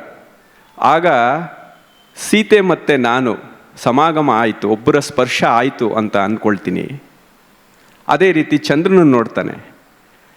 ಈಗ ಸೀತೆಯೂ ಕೂಡ ಅದೇ ಚಂದ್ರನನ್ನು ನೋಡ್ತಾ ಇರಬಹುದು, ನಾನು ಅದೇ ಚಂದ್ರನನ್ನು ನೋಡ್ತಾ ಇರೋದ್ರಿಂದ ನಮ್ಮ ಇಬ್ಬರ ದೃಷ್ಟಿಗಳು ಸಮಾಗಮ ಆಯಿತು ಅಂಥೇಳಿ ನಾನು ಅಂದ್ಕೊಳ್ತೀನಿ ಅಂತ ಹೇಳ್ತಾನೆ. ಎಂಥ ಅದ್ಭುತವಾದಂಥ ರಸ ಅಂದರೆ ಇದು ಅಂತ. ಸಿನಿಮಾ ಲಿಂಕ್ ಏನು ಅಂತ ಹೇಳಿದ್ರೆ, ನೀವು ಈಗಲೂ ಹಳೆಯ ಸಿನಿಮಾ, ಬ್ಲ್ಯಾಕ್ ಆ್ಯಂಡ್ ವೈಟ್ ಸಿನಿಮಾಯಿಂದ ಈಗಿನ ಸಿನಿಮಾ ತನಕ ನೋಡಿ, ಹೀರೋ ಎಲ್ಲೋ ಇರ್ತಾನೆ, ಹೀರೋಯಿನ್ ಎಲ್ಲೋ ಇದ್ದಾಳೆ, ಒಂದು ಹಾಡು ಬರುತ್ತೆ. ಆ ಹಾಡಿನಲ್ಲಿ ಅರ್ಧ ಗಂಡು ಹೇಳ್ತಾನೆ, ಅರ್ಧ ಹೆಣ್ಣು ಹೇಳೋವಂಥದ್ದು. ಆಗ ಈ ಹೀರೋಯಿನ್ನು ಅದೇ ಚಂದ್ರನ ನೋಡ್ತಾ ಇರ್ತಾಳೆ, ಅದೇ ಚಂದ್ರನ ಅಲ್ಲಿ ಹೀರೋ ಕೂಡ ನೋಡಿಕೊಂಡು ಹಾಡು ಹೇಳ್ತಾನೆ ಅಂತ. ಅಂದರೆ ಒಂದೇ ಚಂದ್ರನನ್ನ ಇಬ್ಬರು ನೋಡಿ ಪರಸ್ಪರ ನಮ್ಮಿಬ್ಬರ ಸಮಾಗಮ ಆಯಿತು ಅನ್ನುವಂಥ ಒಂದು ಐಡಿಯಾ ಇದೆಯಲ್ಲ, ಅದು ಈಗಲೂ ನಮಗೆ ಫ್ರೆಶ್ ಆಗಿ ಕಾಣುತ್ತೆ. ಆದರೆ ಅದರ ಮೂಲ ವಾಲ್ಮೀಕಿಗಳು ಅಷ್ಟು ಅದ್ಭುತವಾಗಿ ಕಟ್ಟಿಕೊಟ್ಟಿದ್ದಾರೆ ಅಂಥೇಳಿ.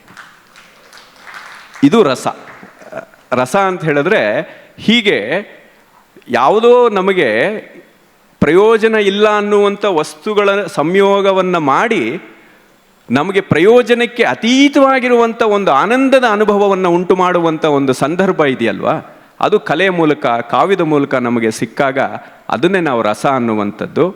ಆಗ ನಮಗೆ ಮನಸ್ಸಿನಲ್ಲಿ, ನಮ್ಮ ಹೃದಯಕ್ಕೆ ಉಂಟಾಗುವಂಥ ಒಂದು ಅಲುಗಾಟ ಇದೆಯಲ್ಲ, ಅದೇ ಆನಂದದ ಅನುಭೂತಿ, ಆನಂದದ ಅನುಭವ ಅನ್ನುವಂತ ಹೇಳುವಂಥದ್ದು.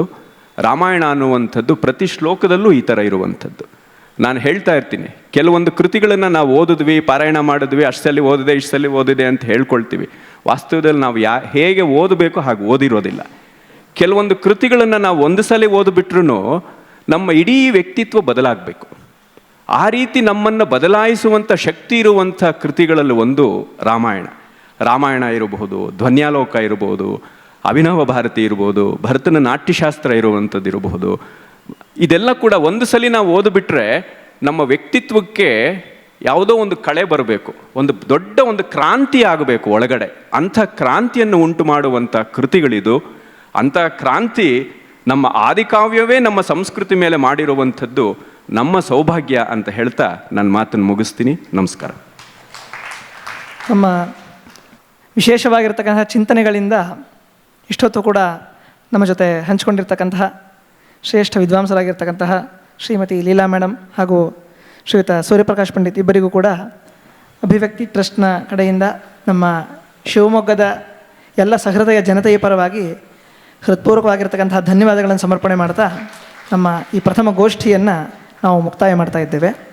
ಪ್ರಥಮ ಗೋಷ್ಠಿಯ ಸಂಪನ್ಮೂಲ ವ್ಯಕ್ತಿಗಳು ಹಾಗೂ ಸಮನ್ವಯಕಾರರಿಗೆ ಅಭಿವ್ಯಕ್ತಿ ಟ್ರಸ್ಟ್ ಮತ್ತು ಎಲ್ಲ ನಾಗರಿಕರ ಪರವಾಗಿ ಒಂದು ಧನ್ಯವಾದ ಪೂರ್ವಕ ಕಾಣಿಕೆಯನ್ನು ಸಲ್ಲಿಸಲು ನಮ್ಮ ಶಿವಮೊಗ್ಗದ ಪ್ರತಿಷ್ಠಿತ ಪರಿಸರವಾದಿಗಳು, ಚಿಂತಕರು ಹಾಗೂ ನಿವೃತ್ತ ಪ್ರಿನ್ಸಿಪಾಲ್ ಆದಂತಹ ಶ್ರೀಯುತ BM ಕುಮಾರಸ್ವಾಮಿ ಅವರು ಹಾಗೂ ಕರ್ನಾಟಕ ಸಂಘದ ಪೂರ್ವ ಅಧ್ಯಕ್ಷರಾಗಿದ್ದಂತಹ ಶ್ರೀಮತಿ ವಿಜಯ ಶ್ರೀಧರ್ ಇವರು ವೇದಿಕೆಗೆ ಆಗಮಿಸಬೇಕಾಗಿ ವಿನಂತಿಸಿಕೊಳ್ಳುತ್ತೇನೆ.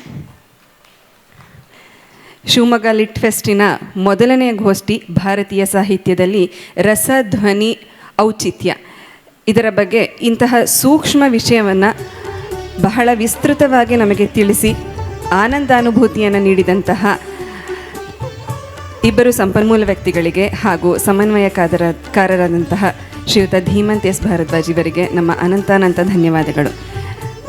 ನಮ್ಮ ಶಿವಮೊಗ್ಗ ಲಿಟ್ ಫೆಸ್ಟ್ಗೆ ಒಂದು ಸ್ಟ್ರಾಂಗ್ ಆದಂತಹ ಫೌಂಡೇಶನ್ ಹಾಕುವಂತಹ ಗೋಷ್ಠಿಯನ್ನು ನೀಡಿದ್ದೀರಾ. ತಮಗೆ ಮತ್ತೊಮ್ಮೆ ಧನ್ಯವಾದಗಳು.